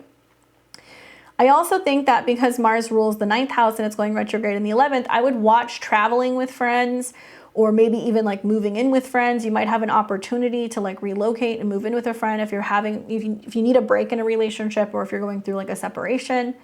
But really pay attention to traveling, because there can be travel delays. You might want to get trip insurance. You might want to make sure you allow yourself enough time to get to airports, stuff like that. If you're traveling with a group of friends, there can be some disturbances and like people who cancel or people who fall out because Mars is going retrograde in the 11th. But I see more support than anything, to be honest with you. Now, Mars will in conjunct Pluto in your 6th house, where you really want to be mindful of like bad habits. If you're hanging out around people who are drinking, or they're smoking, or they've got drama, or they're arguing, like that can have an effect on you, and it can definitely throw you a little bit off kilter. The in conjunct between Pluto and Mars is like an energy that's like really uncomfortable. And I feel like this can be bringing up issues where you're like, okay, I don't have time for this, or this isn't healthy for me, or I can't be taking on this habit. So just be mindful of that. The Mars trine Saturn aspect is really positive, like I said, for having support from friends, especially when you're in need. So if you're going through challenges with relationships, you're going to have friends that are going to have your back. By the same token, you can have friends that are coming back from the past, and then you might see them in a different light and be like, whoa, I never thought that this could potentially be a thing. Or friends are trying to set you up with other people if you're single. That's possible as well. We also see Mars come into an in conjunct with Neptune. And for me, this is kind of saying that there is a need to really get clear about what your goals are, and be realistic also about your spending habits. Mars can be sex as well. So I think Mars, you know, going retrograde in the 11th can be a little bit of like partying with friends, having a good time, maybe drinking a little much with the squares to Neptune, indulging a little bit. But it can also be blurring the lines, right, of your relationship with other people, and are we friends or are we something more? You might see this a little bit more in Sag season as planets go through your 5th house and they oppose, and it's just really important to be asking yourself, like, is this a friend or is this like a romantic partner? And if you're having any question marks, it might be more difficult for you to define. But like I said, for the most part, this is definitely going to be a little bit easier for Leo rising charts. I would just say really ask yourself, you know, the people that you're surrounding yourself with, are they a good impression on you? Right? Are they making a good impression on you? Are these the kind of people that you want to have around? Because they're going to have an impact in the way that you're moving throughout your life as well. Good luck, Leo.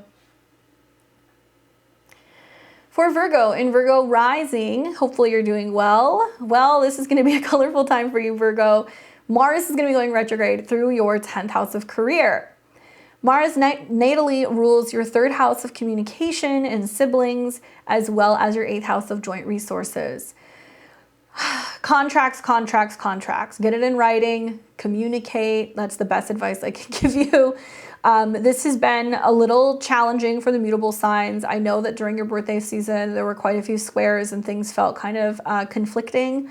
Many Virgo risings are either going to take on more than one job, or they're going to go back and forth between 2 things before they finally make a jump into something else, okay?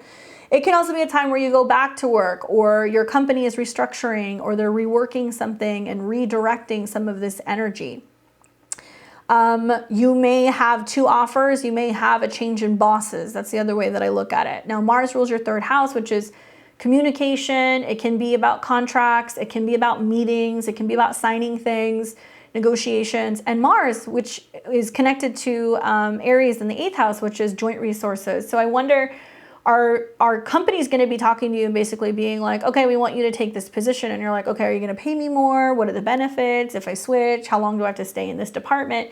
These are things that might be coming up for you. Obviously, challenging, and you kind of have to just roll with it. Like, you're going to see during Sag season that there's going to be lots of opportunities to make changes in your home base, which would affect your relationships as well as your work, and a lot of question marks. So take it easy. It's going to be a process that's really going to take into next year. I'm wondering if you're working with a company that's restructuring, or if you're just thinking about switching jobs or professions altogether. It's possible. The 8th house is where we combat fear. So the fact that your 8th house Lord is going retrograde in the 10th tells me you're going to be challenged in regards to, are you willing to change your job, your profession? Are you willing to ask for more money? Are you dealing with a company that's having cutbacks and they're letting certain people go? Yes, for some Virgo risings, you will experience a job change, but you will also experience something come in. So I would say don't fear that. Try to stay open and be thinking about what is it that you want long term, right? There's been several years of eclipses and retrogrades in the 10th house, really saying to you, like, where do you take the initiative? Where do you stand up, take control? Or is it time for you to have your own business? Is it time for you to kind of rise up in ranks and become a manager and manage other people? Mars in the 10th house is going to be strong because it's going to give you like this willingness to kind of really show up and be seen out in the public space or in a professional space. But you also want to watch out for conflict, issues with egos, problems with people at work. Like, it can definitely be a lot more tense. Now, throughout this transit, we're going to see that Mars is going to in conjunct Pluto. And I think this is more you asking yourself, do I feel like I'm having fun? You know, do I enjoy the job that I'm doing? Does it feel authentic? Am I communicating from a heart-centered space? You know, obviously not everybody has the ability to go to work and feel like they're having playtime, but you know what they say, like, if you love what you do, you never work a day in your life. So something about this is trying to get your attention through your heart space to think about, what do you really enjoy doing? What is working for you? What is not working for you? Where is there a need to really push forward? And ask yourself, can I find something that I'm really passionate about and something that I enjoy? You will see Mars that will trine Saturn in your 6th house. So this is helping you get scheduled, get organized, clean out all of your desks at work, label everything, commit to a schedule, and be consistent with your health and your wellness. This doesn't just mean showing up and making time for work, but also making time for friends, making time for your health, and to be bettering your day-to-day environment, giving yourself the opportunity to feel like you can do all of the things that you want and that there's enough time, but it just requires you to do time management. Now, some of you guys who have been dealing with health issues with Saturn in the 6th might find that you're actually taking time off of work to kind of rebalance, you know, kind of get everything straight and really restructure where it is that you're going. So if you have to rehab something, if you're taking like a period of time off for like mental or emotional reasons, the Mars retrograde could literally be that. And then we're going to see Mars square Neptune. And this is more about like, do I like who I'm working for? Can I see myself partnering with them? It could also be where you're getting so swamped at work that you've got partners being like, I don't see you, you come home late, we don't have dinner together. It can also be for some of you guys where you're looking at things going, if I'm always working in this way, if I'm always dedicated like to my schedule like this, how am I ever going to make time for other people? Like, how am I ever going to have a relationship? How am I going to find time for dating? That kind of stuff. So there can be some challenges in regards to finding the balance between your personal life and your professional life, and whether or not you're aligning with some of the people that you're working with.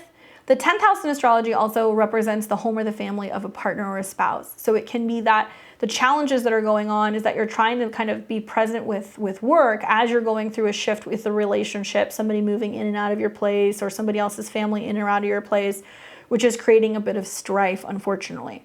The good news is, though, if you stick to a schedule, you focus on balance, you focus on your health and your routine, and make time for the things that you love, likely many of you guys are going to find that you're in a better position come the spring, and something that feels more authentic, and it's going to give you a little bit more power and a little bit more freedom in your professional life. Okay? Good luck, Virgo. All right, so this is going to be for Libra and Libra rising. Libra, hope you're doing well. You have got Mars going retrograde in Gemini in your natal 9th house. Now, this is an interesting placement for the retrograde. Obviously, similar to Aquarius, you and Gemini all really do benefit from this energy because it is going to be making positive aspects to your sign. You're going to be seeing trines either to your personal planets in Libra or your rising sign. Now, Mars in astrology for your chart rules the 7th house of relationships as well as the 2nd house of resources. So Libra, there is a belief that's changing about relationships and values and partnerships. There can also be major shifts that are going on in terms of education, learning, publishing, delays, and reorganizations also when it comes to traveling. So Mars going retrograde in the 9th is a time to really look at your beliefs. Where are you feeling limited? Where do you need to kind of rework your belief system? Some of you guys will return back to school, back to completing programs, return back to places that you have visited before. There are going to be changes also with counselors, therapists, mentors, gurus that are taking place because Mars also rules your 7th house. Things to watch for. It can be about like breaking the rules or breaking the law because the 9th house does deal with like legality. So it's not the best time, Libra, to be initiating or getting involved in a lawsuit or anything in regards to like a legal dispute, especially if it's like over money or ownership of something or like a tiff that you have with a partner. Mars ruling the 2nd house, connected to your resources, your spending. I'm wondering if this is like you starting to realize the bigger picture of where you need to be investing your time, your energy, what is important to you. Now, if you're traveling, Libra, it's really important that you're getting stuff that is gonna have like insurance, it's refundable, get to airports on time, if not earlier. You can see delays with layovers, lost luggage, make sure everything's tagged, all that stuff. But for the most part, I think that if you want to write something, publish something, return to school, if you want to go back into teaching or training, this might be a really great way to use the energy. Throughout this transit, we're going to see that Mars is going to make several significant aspects to outer planets. Now, if you notice, it's making an inconjunct or quincunx to Pluto in your 4th house. This tells me that the bigger picture of your life is opening up. You're trying to let go of old, outdated power struggles with home and family. Some of you guys might be talking to partners about moving, relocating, and going to a new place so you have a complete new foundation when it comes to your home. We will also see Mars make trines to Saturn. Now, this is about you talking to partners about the bigger picture in life, but also what's going to make you happy, where you're going to have more space, where you're going to have the freedom to express yourself, have fun, be creative. There might be moves that are prompted by children or pregnancy. There may also be more opportunities to actually carve out time to say, you know what, we need to have more fun. We need to go on a vacation. Let's take an extra couple days off. And then finally, Mars will square Neptune in Pisces in your 6th house. This is where you want to watch for lower energy levels. There can definitely be a sense of feeling like you're getting off of your routines, you're falling off of routines, especially if you're a Libra or Libra rising who's traveling a lot. You might feel like it's hard to stick to a diet, it's hard to kind of maintain your fitness. You are more predisposed to getting sick while traveling. I hate to say that, but it is true, especially if you're on airplanes or trains or like long extended places. Be very careful also with like traveling. Like if you're taking a long distance trip for both Libras and Aries rising, you guys are more prompt to possibly have issues with vehicles or have accidents. So I'm just letting you know so you're careful. Make sure you're checking all the mirrors, you have visibility, slowing down, taking your time. Because with Mars square Neptune, there can actually be like legal disputes pertaining to vehicles, accidents, and stuff like that. Now, Libra, you've got those eclipses happening in your 2nd and the 8th house. So topics of insurance and money owed versus money that is your money is going to be a big topic. So you want to watch for that. If you've been undergoing something in regards to like legal issues, especially pertaining to work, and you're hoping to settle something out, or maybe there's been an injury or something that's like going through like a legal process, it can take a little bit longer, but you might see that kind of clear up right around the beginning of the year.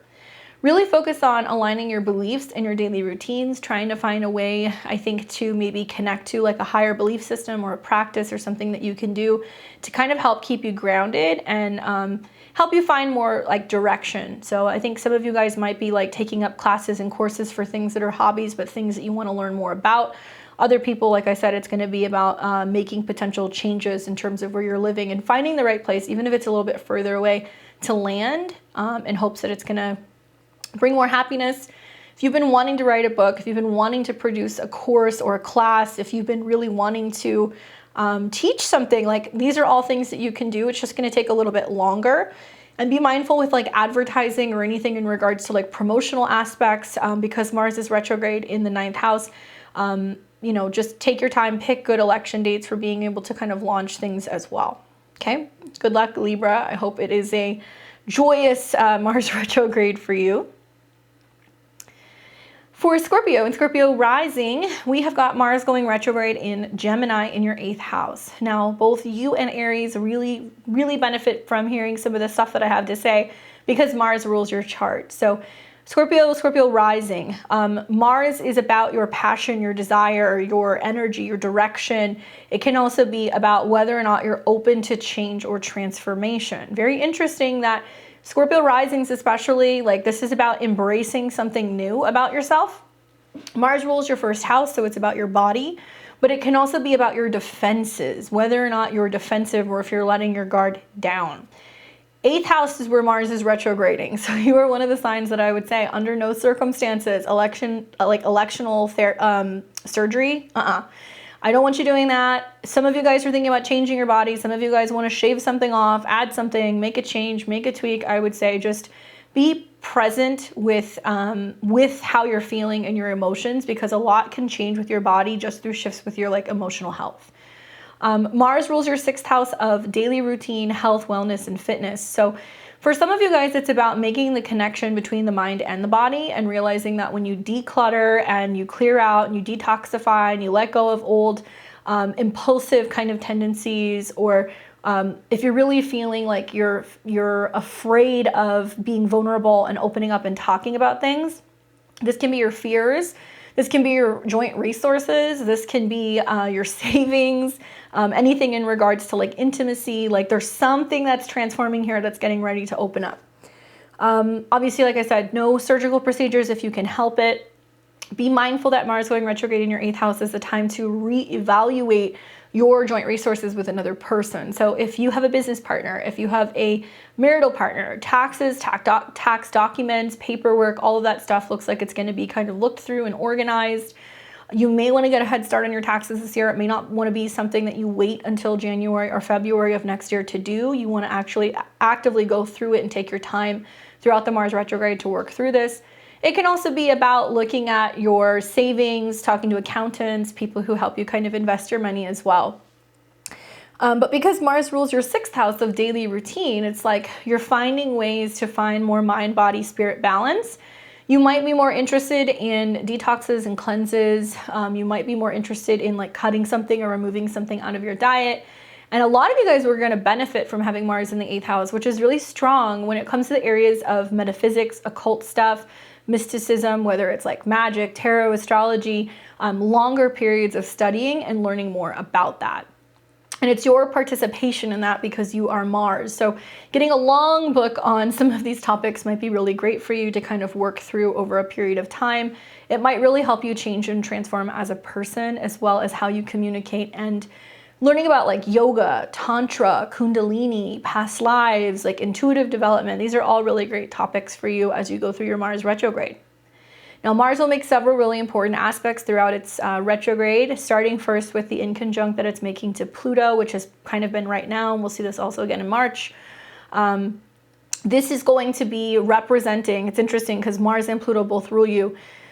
how you're learning to open up more and be vulnerable and not immediately shutting things down, not being defensive, not immediately having like harsh words, like learning to be more open and more vulnerable and sensitive and emotional, and like not being as either paranoid or afraid or suspicious, and like learning to kind of trust again. This seems to be like a big theme for you. Obviously, there can be issues though relating to joint resources, lending, vehicles, like cost of vehicle maintenance might come up. You might also be seeing that there is like some challenge in terms of like communicating and talking about joint resources in general. We'll see Mars trine Saturn, which I really like for you. But you know, Saturn in your 4th house is representing delays and limitations with your home or your property or your family. So for some of you guys, you have seen that like it's been harder for you to move. You've been taking longer to renovate houses. It's been more challenging dealing with home or family, or like taking care of parents. There's been more responsibility, heavier moods, especially for Scorpio risings. But when Mars, your chart ruler, comes into a trine, if you've been looking to like refinance a mortgage, if you've been looking to renovate a home, if you've been looking to change a home, the retrograde with the trine to Saturn can actually be wonderful. So if you've been delaying moving, you might see another opportunity that pops up with the trine. Opportunity to communicate and talk to family, obviously. One of the darker kind of aspects of the Mars retrograde in the 8th house is dealing with death or inheritance or money owed. So whether this is like child support, you know, money that you get from a divorce settlement, money that's owed to you because of like an insurance payout, or if you're dealing with documents and paperwork pertaining to an inheritance or an estate, it can take longer and there can be more challenges with that. Mars is what we fight for. So Mars going through your 8th house makes me feel like there is like mixed feelings about what you're receiving. There can be mixed feelings about dealing with other family members and other relatives, lots of documents and things that you might have to kind of sort and sift through to process. And you may feel like there are some things worth arguing about and like getting your way, and other things that you would just rather not deal with. It just depends on your chart personally. But seeing this air trine happen in water houses, the 4th and the 8th, can sometimes talk about endings in terms of family situations, home situations, finally selling something, finally moving, finally buying, finally getting something that was owed to you, or inheriting property from family. We will also see Mars come into a square with Neptune, and Neptune is in Pisces in your 5th house. Now, Mars square Neptune makes me feel like you may not always feel like everything's jiving. In regards to your creative self-expression, you might feel like you're a little bit lower in terms of, you know, feeling the happiness or feeling the joy. There can also be like this feeling of something being disjointed in intimate relationships. So there can be like a little bit of like cloudiness that's like, am I still in love with this person? You know, are we compatible? Is the love still there? Is the romance still there? And Mars square Neptune does make us more sensitive, but I think that the retrograde is really kind of insinuating that there can be lust, and there can be physical connection, and there can be like opportunities to kind of experience closeness. But the 5th house, it's more superficial, and the 8th house is like deeper. So those of you guys who are in existing relationships, there's like a need to kind of push beyond just the physical connection, look for other ways to develop intimacy, and really be working hard at like bringing a little bit more magic and romance into your life, and finding inspiration again in relationships. Those of you guys who are single or you're in casual relationships, it can be more difficult because there can be this feeling of being like, I want substance, I want truth, I want realness, and I don't want to be deceived, and I don't want to be dealing with people who play games. So I think that the Mars retrograde could also be, for some people, taking a bit of like a break from, you know, having intimate relations with other people, you know, opting not to have sex until you've met someone who you feel like you have a real genuine connection with, and like learning to reserve some of those energies and some of that power until you have like a really significant connection. It really just depends. In the 8th house, you know, Mars deals with other people's resources. So you might see that your partner is going through a change in their finances. You know, they're cutting back, they're spending less, they go through a job change, and somehow you become a little bit more financially supportive. And the eclipses that are taking place in your 7th house are really kind of shadowing that as well. That there is definitely going to be a reworking of your joint resources, and like learning to kind of depend on one another a little bit more strongly, okay? Good luck, Scorpio. I hope it's a good one. For Sag and Sag rising, welcome to the Mars retrograde. Buckle up. I hope this goes well.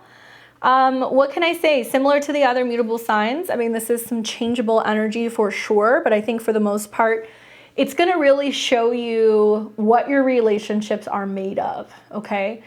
So Sag, Mars is going retrograde in your 7th house. You can have partners come or go. Look at what's happened over the last 2 years in your life. Likely somebody left, somebody came in, there was a back and forth. Those of you guys who are in relationships that have been on the rocks for a while might see definitive decision or actions taken to either end the relationship or finally kind of hash something out and fully move forward. It just depends on your own personal chart. Now, Mars in the 7th is strong though, because it does suggest that it's bringing challenges with other people that can really help you work through some of these problems, clear the air, and be able to have stronger relationships with other people. Can you feel like other people are being combative? Yes, you can. Can you feel like other people are being argumentative? 100%. Does it challenge you because it's your opposite sign? For sure. But in some situations, this retrograde can be like the push that you need from other people to finally break through and have major shifts in your relationship. So for some Sag and Sag rising, if you haven't dated in some time, this might be the time that you get back into relationships, or you might reconnect with someone from the past. For other people who are in relationships, you just might notice that your partner is a little bit more impatient. They're a little bit more frustrated. They might be a little bit more also just kind of going through making personal changes, right? Because the 7th house is other people. So their life purpose and direction might be kind of restructuring in some way, and like you're just observing and watching this whole thing go down. Now, Mars rules your 5th house, which deals with love and relationships, casual connections in dating or children. It also rules your 12th house, which is subconscious. And I think for some people, especially Sagittarius risings, there can be some conflict that you're having, like with your children. If you have children, it can be much more difficult kind of navigating with them, or maybe they're going through issues with their kids or their relationships. For other Sagittarius risings, it could be that like partners are starting to really show you their true colors. Mars rules your 12th house, which is hidden and subconscious desires, and some other people might be kind of acting that out, and you're like, oh my God, I'm having relationship PTSD. I'm having all kinds of stuff coming up about previous relationships where I had issues, and like seeing things that you don't like.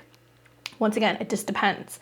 But this is challenging because it's also all going to square Neptune in your 4th house. So through relationship challenges, there's home challenges, changes with feelings, changes with emotions, and like the need to rehash the past and deal with the past in some capacity.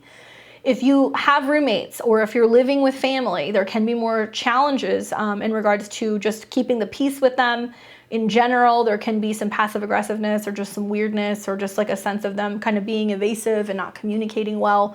The list goes on. But if you look at the pattern, Sag, that's happened over the last 2 years, a Venus retrograde there, Mercury retrogrades, eclipses.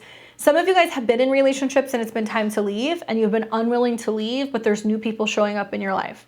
Regardless, I would say be careful about relationships you're having behind the scenes. Stuff that you're doing that can be kind of behind the scenes and secretive can become exposed. Other people can find out if you are double dipping. And if it's time to end a relationship, know that retrogrades clear things out to bring new things in. I love that Mars rules your 5th house of true love. If you're in a relationship with someone where like the passion is gone, the fire is gone, you're no longer connected sexually, it's just not there anymore, the Mars retrograde can bring somebody in very quickly, unexpectedly, out of the blue, and it can just totally light your heart on fire, and it can be a great connection. Equally, because Mars rules the 5th house and it's in the 7th, it's like you'll partner with people if there's like genuine love there. Relationships can, push forward. You can have conversations about saying I love you, talking about moving in together, or even having children, depending on how you look at it. For many Sag risings, it's really pushing you guys to, I think, through intimate relationships and also through the acts of physically having children, to go deeper into relationships and like learn how to communicate and get the point across without getting frustrated. Throughout this transit, you will see Mars create an inconjunct to Pluto in your 2nd house, which means there can be some challenges that happen in relationships that either take a hit at your self-esteem, or it takes a hit at your resources or your talent in some way. If you have clients, there can be like clients coming back to you and you having to stand firm on your new prices and being like, no, this is what I'm charging, and like letting people know that you're not giving any freebies.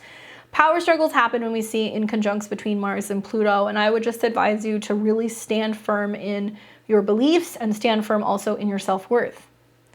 Now Mars will make trines in its retrograde to Saturn. So this is actually wonderful because it's trining Saturn in your third, saying, hey, we can get through any problem just by communicating, opening up those lines of communication, sitting down and having a conversation.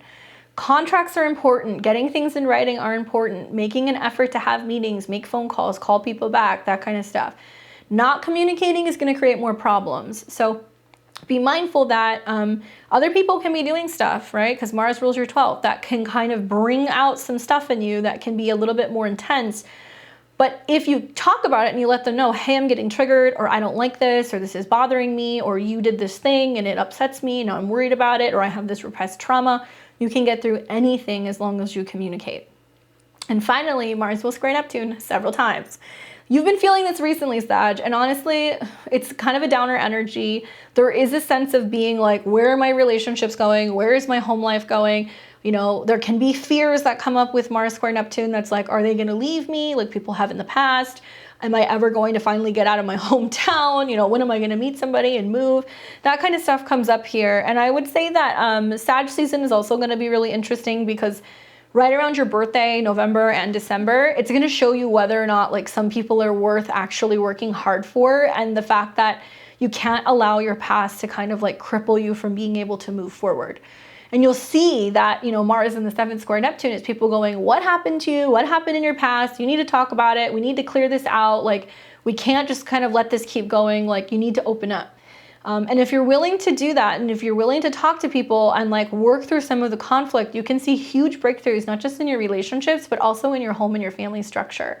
So if you come from family issues, if you, especially with Neptune transiting your 4th, there can be like being reminiscent about the past and being too fixated on the past and thinking about that and family problems and this and that and feeling like lonely, and partners are going to come in and just kind of shake you out of it and be like, you need to be present here now. And they have the potential to really help you move into the next phase of your life. So if you want better relationships, better communication, more opportunities for commitment and finding love, like all you have to do is just open up that line of communication, okay? Definitely more challenging for you, Sag, because you're gonna feel like you're getting it from all sides. So really ease into this, see what happens closer to Sagittarius season when planets move into your sign. Oppose Mars, where you're going to see what's worth fighting for. Square Neptune, where you're going to ask yourself, could I see myself building a life with this person? Good luck. For Capricorn and Capricorn rising, hope you're doing well. Well, you've got Mars retrograde in your 6th house of Gemini.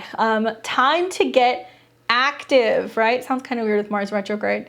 Mars going retrograde in the 6th house, where we are of service. We are of service to other people. This is all the to-do lists. This is getting things clean, organized, you know, running errands, that kind of stuff. Mars going retrograde tells me that there's an energy that's slowing down here. So you might feel that you're slowing down when it comes to your routine, or you're reevaluating your routine.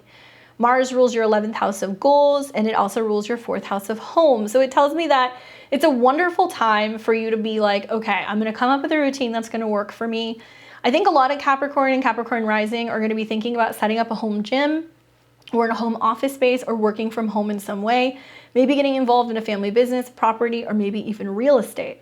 Regardless, Mars retrograde in the 6th is like, if you need to tend to a wound, if you need to go back to the gym, if you need to return back to the doctor to have testing done, if you want to reorganize your space, that kind of stuff will come up.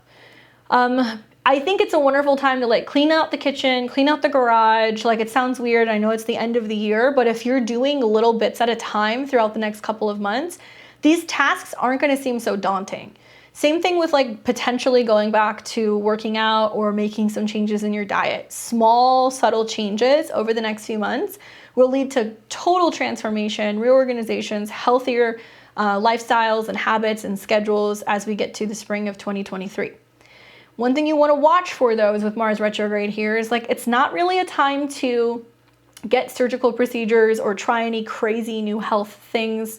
I would say if you're starting a new gym, like, don't hit the ground running, like, because you can have an accident, because we do see accidents when there are transits sometimes in the 6th house. So if you're not used to being around gym equipment, have somebody show you around, show you how to do it, the proper ways of being able to lift weights and stretch and do all of those things. Like, it is worth working with a trainer till you get the hang of something. Equally, if you're just getting into working out or making dietary changes, you don't want to just jump all the way in. Like 0 to I'm running 4 miles every day is a quick way to have an injury during this retrograde. Take your time. I think that there can be challenges with coworkers, moving office spaces, moving desks, cleaning things out. Finally, maybe going from working at home to working in an office, or going from working into an office to working at home. There's a switch here. Family relatives can have health problems, specifically parents, because the 4th house is ruled by Mars. So if you are having to go home and help take care of a loved one, that can happen, and that can also have effects on your schedule as well. Pets, especially smaller pets that you can hold in your hand, so smaller dogs, birds, gerbils, whatever it is that you guys have, hamsters, these can be animals that can have health-related issues, so just be mindful of that as well.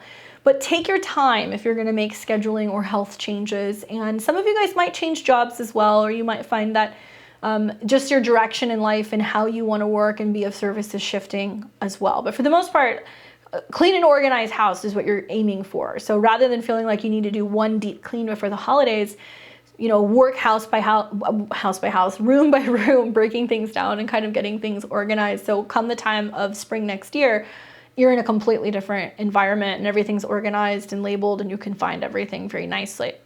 Mars also rules your 11th house of friends. So your goal might be to be healthier, to have more time to declutter. It might be to make more time in your schedule for friends, things like that. Now, throughout Mars's transit, it's going to make several aspects to outer planets. So it's going to in conjunct Pluto. So it tells me that there's definitely something changing about your drive, your personal power, your desire. Pluto in your sign has been here for years. It's getting ready to go into Aquarius pretty soon, so you're going to get a break. But it's telling me that you're in the driver's seat for making change in your own life. So if you want to see something get cleaned up, if you want to see something better, you have to do this yourself. You have to be willing to roll up your sleeves and get your hands dirty to make a change happen. But this is also about changes with your body and how you're going through these changes. So it can be mental shifts that are happening because it's in Gemini. It can be scheduling changes. And really kind of leading into the fact that you have power to make shifts throughout these next couple of months. So it doesn't matter if it's at work or in regards to your lifestyle. If you're willing to embrace change and put an end to old habits to bring in new ones, you're going to be a lot happier. We also see Mars make trines to Saturn in Aquarius in the 2nd house. And this is where I think it does have to do with health and diet, because Saturn is your chart ruler. So when you're receiving some kind of support, it's great. I see this as you being like, I need to get the family on board, or I need to get my roommates on board with this new lifestyle that I'm changing. If it's like, hey, don't bring Doritos into the house, or I'm not drinking, like it's going to be telling people that. Because Mars is making trine to Saturn in your 2nd house, it's where you're cutting back. So it's like you being like, I'm not eating this, or I'm not spending time on that, or I'm not talking about this, or I'm not thinking negatively. Like there is some sense of having to communicate with other people what you're cleaning up or cleaning out in your life. And it's all to help you either physically feel better or feel more financially sound. So now Saturn's direct in your 2nd house. It's moving through your money sector. It's getting ready to go into Pisces next year. So it means that you're finally going to get a break financially, and you're going to start to see all of the benefits of you kind of trimming back in some way. For some people it's fasting, for some people it's decluttering. So it doesn't matter if you just want to be healthier or you want to have like a more like minimalist lifestyle. Getting rid of things and clearing things out is going to happen. And it's important that you're talking to the people who are closest in your life about some of this stuff. So that way they can get on board and support you. Mars will square Neptune. And this is a little bit more challenging because I feel like there can be mixed feelings, lower energy levels, like not feeling like you have support from relatives when you need it. So because Mars rules the family and it's in a square to Neptune in the 3rd, you might feel like you're kind of emotionally drowning. You're like, I need support with mom. You're calling your siblings, asking for help. They don't answer. There can be a feeling of like wanting to communicate with certain people in the family and just feeling like you're just not getting the support that you need. I would advise you to pay attention, number one, to your emotions and realize that your emotions have a huge impact on your daily routine and your ability to get things done, along with also your physical health. So you'll realize that there is this need to find a balance in the mind, body, and the spirit.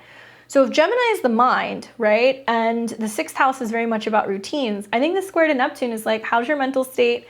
Are you stressed out? Are you not communicating how you're feeling? Do you not have an outlet? Are you trying to hold it all in?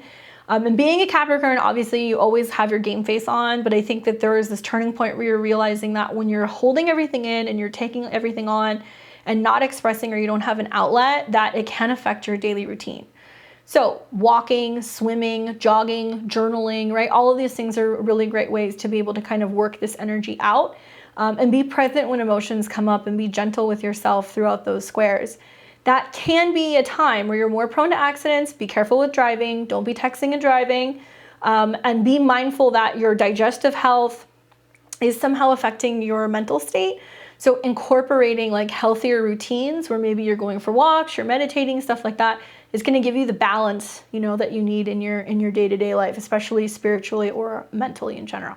Okay? Good luck, Capricorn. I hope it's a good one for you. Aquarius and Aquarius rising. So you've got Mars going retrograde in the sign of Gemini. It's going retrograde in a sister sign. Both you and Libra are going to benefit from this energy. Mars retrograde in the 5th is, how do I find more fun, more time for fun? Where can I feel re-inspired? Where can I bring a little bit more romance, a little bit more playtime into my life? Mars natally rules your 3rd house of communication and your 10th house of career. Lots of opportunity, first of all, to just find more time for dating, find more time with your children, find more time to kind of go back to old hobbies. If you used to love painting, if you used to love dancing, if you used to go to comedy shows, if you used to go to concerts and you don't all the time, that now is the time to go back and do this stuff. So you might feel more comfortable doing that now socially. You may feel like there's more opportunity. Gemini is duality, and so I think that this can mean you're going back and forth between 2 options or 2 subjects. You could be going back and forth between 2 romantic partners, because the 5th house is also lovers. So people who you've taken up with in the past romantically can kind of filter back in. You can hear from them. But for the most part, I think if it's not hearing from them, it's about getting reconnected to like that childlike wonder and feeling really inspired to do something or to participate in something. This can also be like sports. This can be board games, anything in regards to just having a good time. You may also be feeling like you need to find new ways of having a good time. I've seen a lot of Aquarius risings who are either pregnant or they now have children, and they're like, I can't go to the bar, I can't go to parties, you know? And they're finding new ways to kind of do things that's going to feel fulfilling, but it's having fun in a different way. Now, because Mars rules your 10th house, some of you guys are thinking about making changes in your career, right? South Node eclipses in your 10th, a Mars retrograde in your 5th, finding ways to bring in money more independently and like maybe turn a hustle into like an actual like business. So if you've been thinking about trying to be self-employed, I wouldn't say doing it during the Mars retrograde, but exploring that and getting ready to possibly make that segue maybe when it goes direct. Getting back into dating, if you haven't been dating for some time, may happen. Those of you guys who are in relationships, there can be a little bit of a back and forth, questioning whether or not the romance is there, right? And it can also be an extended period of time where you guys are either planning for children, dealing with children, trying to get pregnant. You know, a Mars retrograde right when it's stationing can sometimes yield a pregnancy, so it's not unusual that right around the time you're starting to see that come full circle, you're like, oh my gosh, I'm pregnant. Especially look at that full moon that we're gonna have in Gemini in December. It's very possible for some of you guys. The 5th house is your first child. So if you're thinking about having your first kid or you're going back and forth with your first kid, this could definitely be a thing. But just focus on things that are gonna be fun and things that are gonna also give you more of an opportunity to either expand your responsibility or expanding your professional life. Now, Mars rules your 3rd house as well. So it's not like I just have this hobby. It's like, well, I would need a website. I need a social media, you know, maybe do I want to start a blog or a podcast for fun? Is that my way of being more creative and like self-expressive? Great ideas with Mars retrograde in the 5th house, honestly, for you Aquarius risings. Definitely something I would think about.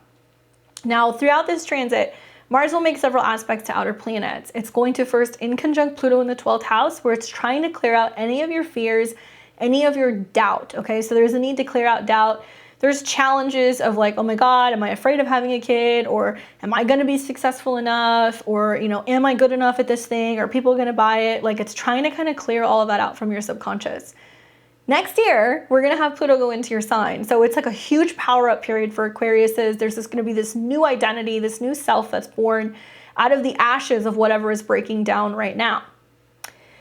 Mars will then trine Saturn in your sign, which frankly, I'm super excited for, because I feel like this is going to be you embracing this new version of you. You know, Saturn in your sign is the boundaries, the commitment, the responsibility, the maturity that it's taking for you to usher in this new lifestyle. That's why for a lot of you guys, it is children, because of the trines to Mars in your 5th house.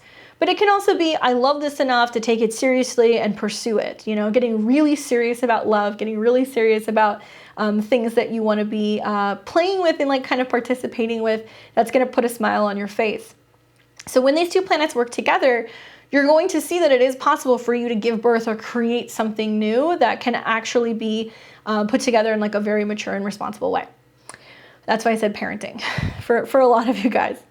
And we will also see that Mars will make several squares to Neptune in the 2nd house. And so this is where things can be challenging, because it can be a sense of being like, well, this is what I'm creating, but this is my budget. You know, it's like, it's champagne dreams on a beer budget for some of you guys, being like, I want all this stuff, but like, this is realistically what I'm limited to kind of working with. Neptune in the 2nd house is where we can feel very inspired and very, you know, creative, and we can make money through design or art or mysticism, spirituality, music, the list goes on. But we also want to be super realistic about what we are spending and what we are putting out there and what we're bringing in. So, yeah, I mean, I think it's just having fun without breaking the bank. I also feel like this is about where we developed talent and tune into our natural talent and our intuition with Neptune in the 2nd. And the square to Mars in the 5th is like going back and forth between two things and like seeing which actually sticks and like what feels right. Be mindful and be careful with investments here. Mars retrograde in the 5th, you don't want to take chances that you can't necessarily cover. So if you're investing money, if you're putting money into the stock market, if you're putting money into a slot machine, like, you know, there can be a sense of you losing things, cutting things, like releasing things that, you know, maybe you were overly idealizing could kind of pan out. So be mindful with anything in regards to gambling or lottos. That's pretty much it for you, Aquarius. I mean, I think both you and Libra are really going to benefit from this energy. So it's not as challenging, and it's really supportive with Saturn in your sign. So stay super committed to your goals. Be super committed to only things that are going to make your heart sing, that make you happy. Get more so in touch with that childlike wonder, right? Like Mars square Neptune is like, maybe you do need to go to a theme park, or maybe you do need to finger paint or write poetry or music and like feel very inspired, because that's an easier way to work with the Neptune square, okay? Good luck. And my Pisces and Pisces rising, hopefully you guys are doing well. Mars is going retrograde in Gemini, so it's going retrograde in your 4th house. As with all the mutable signs, it's a little chaotic, but it's okay. You guys are going to get through it. Mars is the ruler of your 2nd house of money and resources and income, along with the 9th house, which deals with philosophy, law, legality, foreign travel, education. Pisces. I think some of you guys are, a lot of you guys are feeling a little restless in your home situation, or you're feeling home disturbances, or you're wanting to go from point A to point B and you're trying to figure out how to make that happen. Keep in mind that during this period, there can be several changes either with your emotions, with the home, or with your family throughout this retrograde, okay, between now and March. Because there's so many squares happening to Neptune, and because there's also quite a bit of combative mutable energy in Sag season, Pisces, take your time before you decide to up and leave a job or, you know, relocate to another country. You really need to like look everything through, okay? Especially those of you guys who are looking to like get passports, visas, buy land in a foreign place, travel to another place. Like there can be some delays because Mars rules your 9th. But usually because Mars going retrograde in the 4th is delays with the family, delays with movement, delays with purchasing houses, building houses, renovating houses. All of these things are going to take longer periods of time. There can be more conflicts and arguments with the family, unfortunately. My advice is come up with a list of things that you need to do around the house.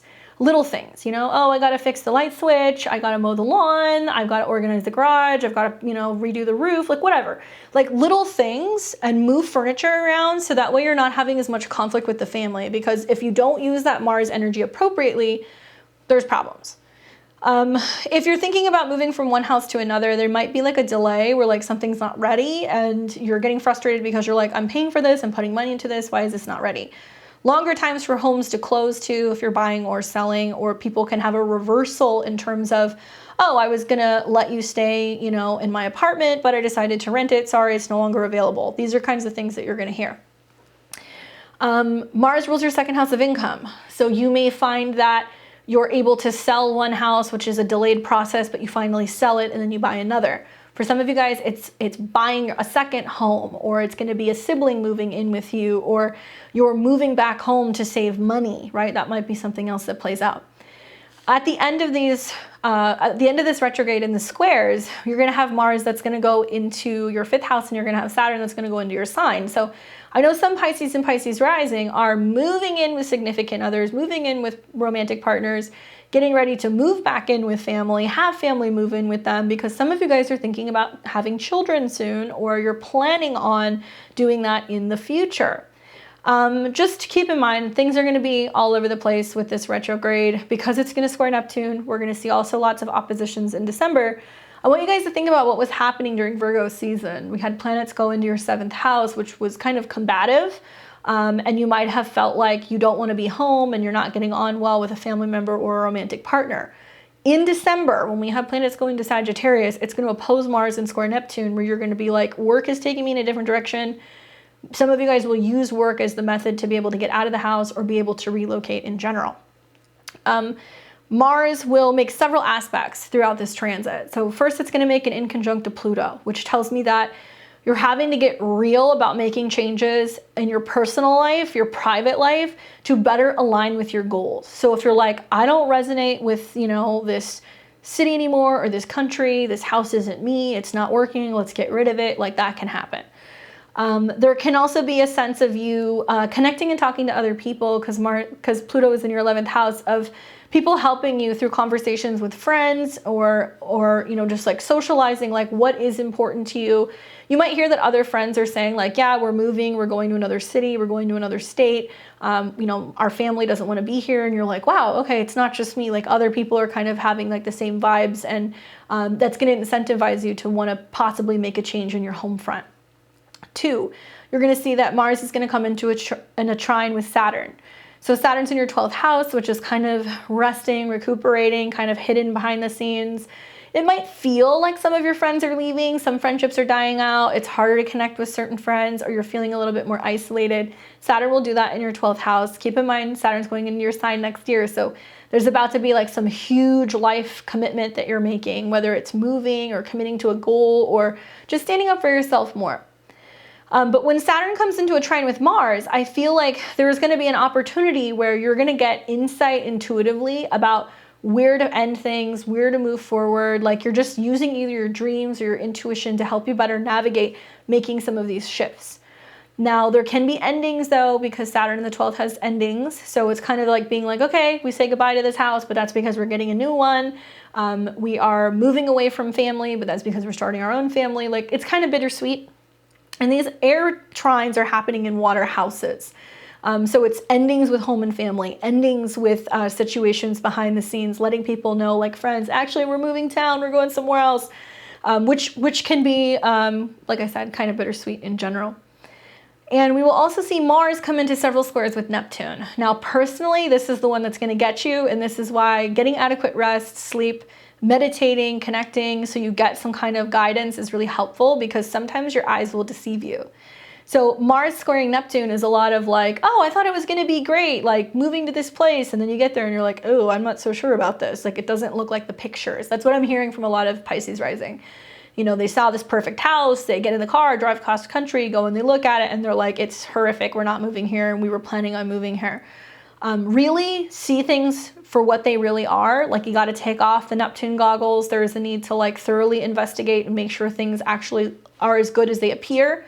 Being overly idealistic with Jupiter and Neptune in your sign right now is possible. Some of you guys are like, I just want to escape. I want to go to another country. I want to be alone. Like there is a sense of kind of being evasive with some of those transits too. So you might find that the squares to Mars in the 4th house could be family being like, we need you, we need your help.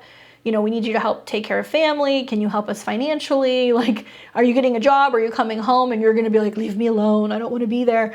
So there can be a sense of you evading and not really taking responsibility or showing up as well. And part of it's just because you're going to get overwhelmed. Rather than doing that, I would say wait until Sagittarius season when planets go through your 10th house, and there's going to be more opportunities and breakthroughs for your career, which is going to help you better navigate, like, what do you believe in? What is your vision? Where are you going? And where is home? By the end of this period, you're going to see that you're going to end up landing somewhere that I think is going to be better, but you may be in some temporary spaces, or you might have a couple moves or changes on your home front before you finally kind of settle into something new. Hopefully that was helpful for you, Pisces. Let me know how it goes. I'd love to hear from all of the signs. How are you guys feeling with this? Like I said, we've already been in shadow for several weeks. So many of us, just by looking at the retrogrades and the eclipses, we have an idea of like more or less what's going to be setting up. As always, these are general predictions, right? Just based off of the 12 rising signs. What might be challenging for one person can be like a really good, sweet period of transits for another. But it's just stuff to kind of keep in the back of your mind to think about as the next couple of months kind of roll on. Obviously, when we come back into some of these squares and trines, and eventually when we go direct, we'll do another video and we'll take a look at everything that's happened throughout this process. But let me know, leave your comments below, how you're feeling with this. Where is it going retrograde? Is it stationing on your ascendant? Was there anything interesting that happened when the retrograde started? If you have anything around 25 of Gemini, or if you have anything at 8 of Gemini too, when the shadow started, we might see more of those comments more in the spring, but we'll see. All right, guys, so I will leave it at that. This was a long one, but I wanted to show you a little bit of what it's like to have a webinar with me and what you guys get. More of this stuff is going to be coming. I'll be back on Thursday. We'll talk about some more transits throughout this week. If you have not already seen, the November horoscopes are up as well if you want to check those out. And if you see this little baby back here, this is my 2023 astrological calendar. People keep asking me about it. I just got the proofs, so we're getting ready to put it up on the website pretty soon. But just to give you guys an idea, we've got all of the transits, the big transits, throughout the entire year. And there's all kinds of magical and crystal and incense and all kinds of stuff. So if you want to get on the up and up for when that is coming up, go to my website at beyondtheveiledtarot.com. Sign up for my newsletter. We're going to be putting these up for sale, both physical and digital versions, later this month. So if you want to have your full astrological calendar for 2023, make sure you check that out. Otherwise, I'll see you guys on Thursday, and I hope you enjoy the rest of your week. Take care.